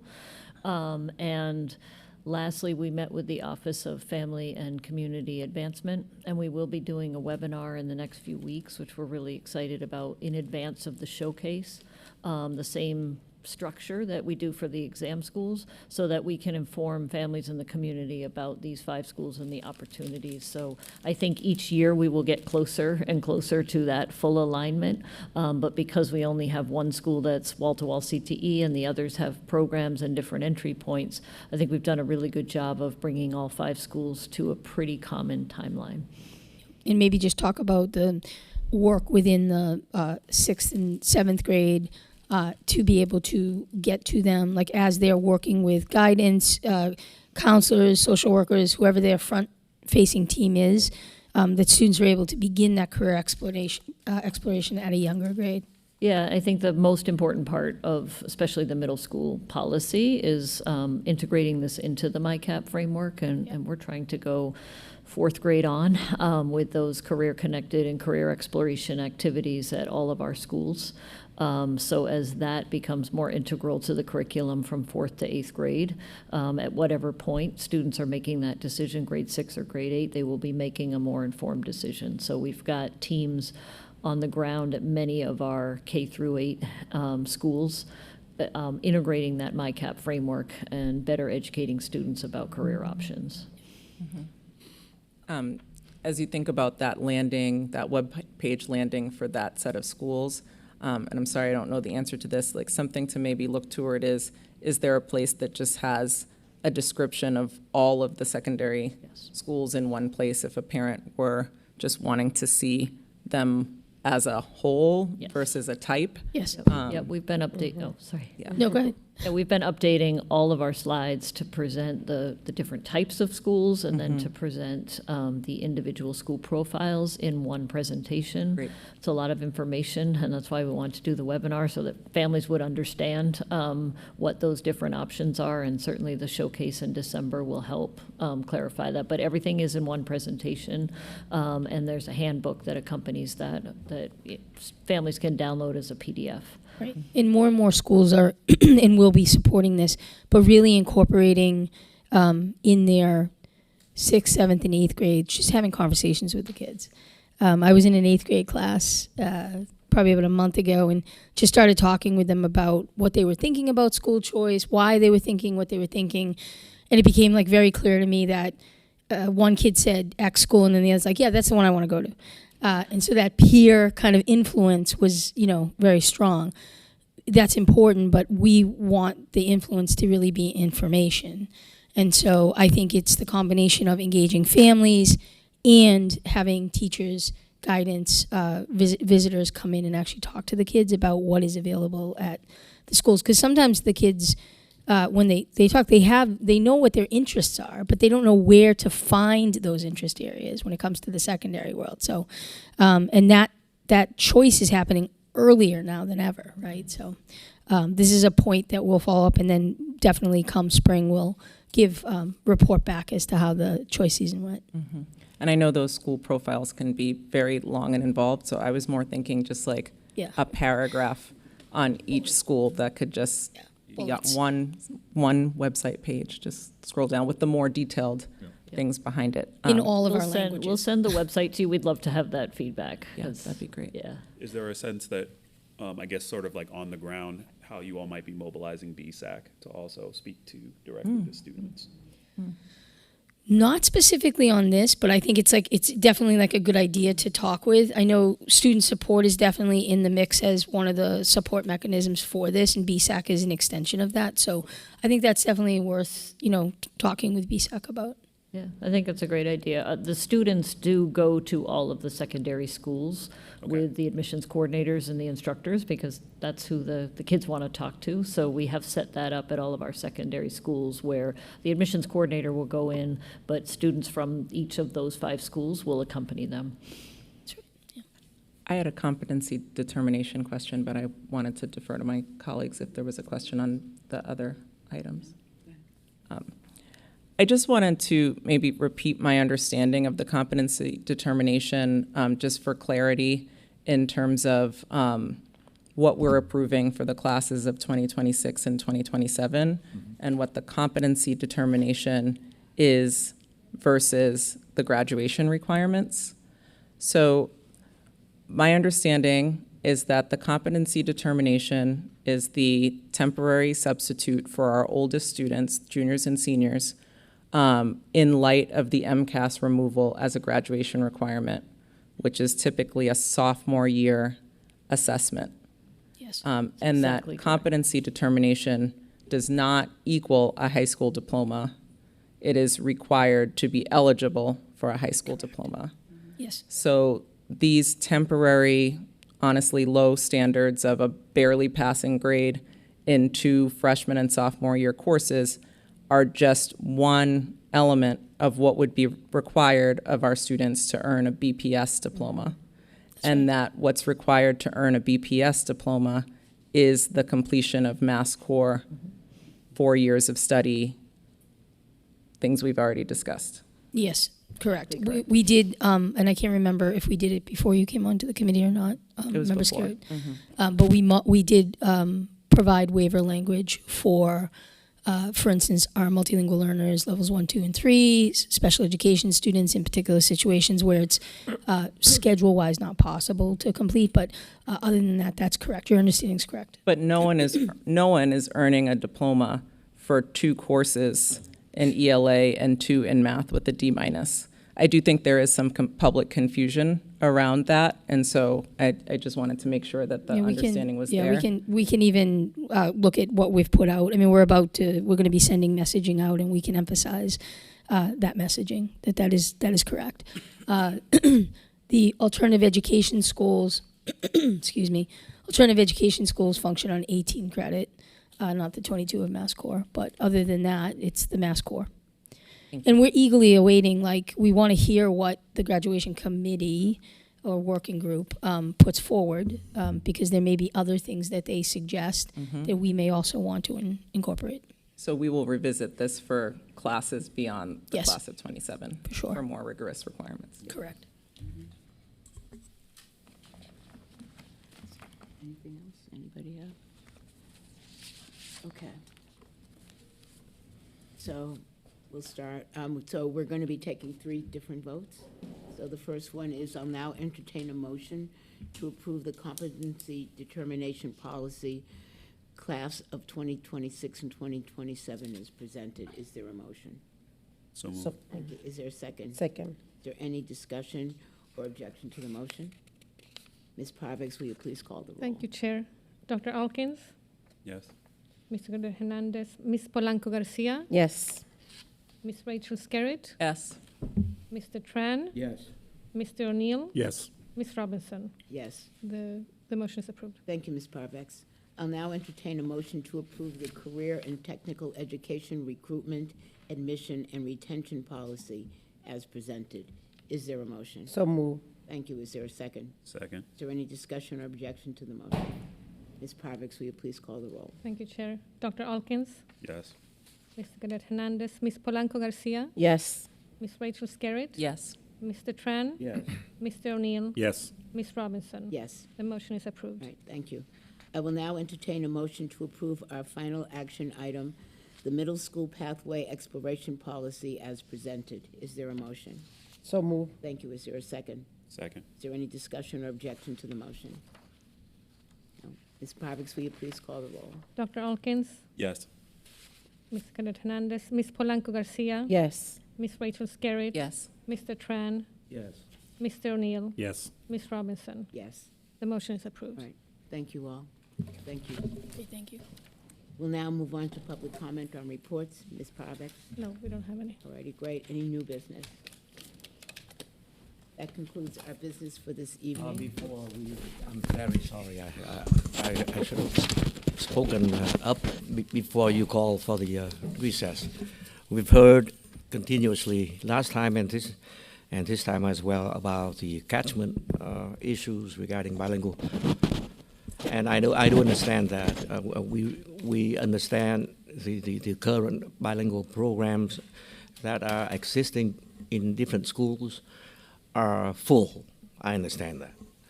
But I do believe that there are other ways, other means, and other processes to pretty much to respond to the need of these students. As we all agree that bilingualism is very important. I wasn't a product of bilingual program. I hope I was, but I was not. So I do look forward to some discussion regarding that, and maybe if it is a policy issue, please put it on the table so we can discuss it and we can dissect it. Thank you.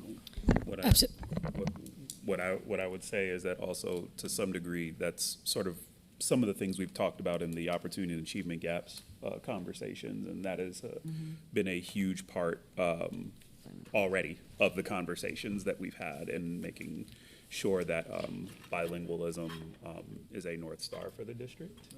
So, yes, I can assure you that is a priority. So the team is actually preparing, it's gathering the information, it's preparing a memo so that it can be a springboard to a conversation for school committee. I would anticipate that you will have that before the next school committee. Thank you. You're welcome. Okay.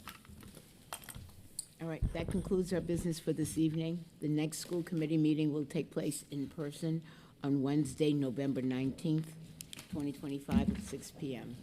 If there's nothing further, I'll entertain a motion to adjourn the meeting. Is there a motion? So moved. Thank you. Is there a second? Second. Is there any discussion or objection to the motion? Is there any objection to approving the motion by unanimous consent? Hearing none, this meeting is adjourned. Thank you all and have a good night. Thank you. Thank you.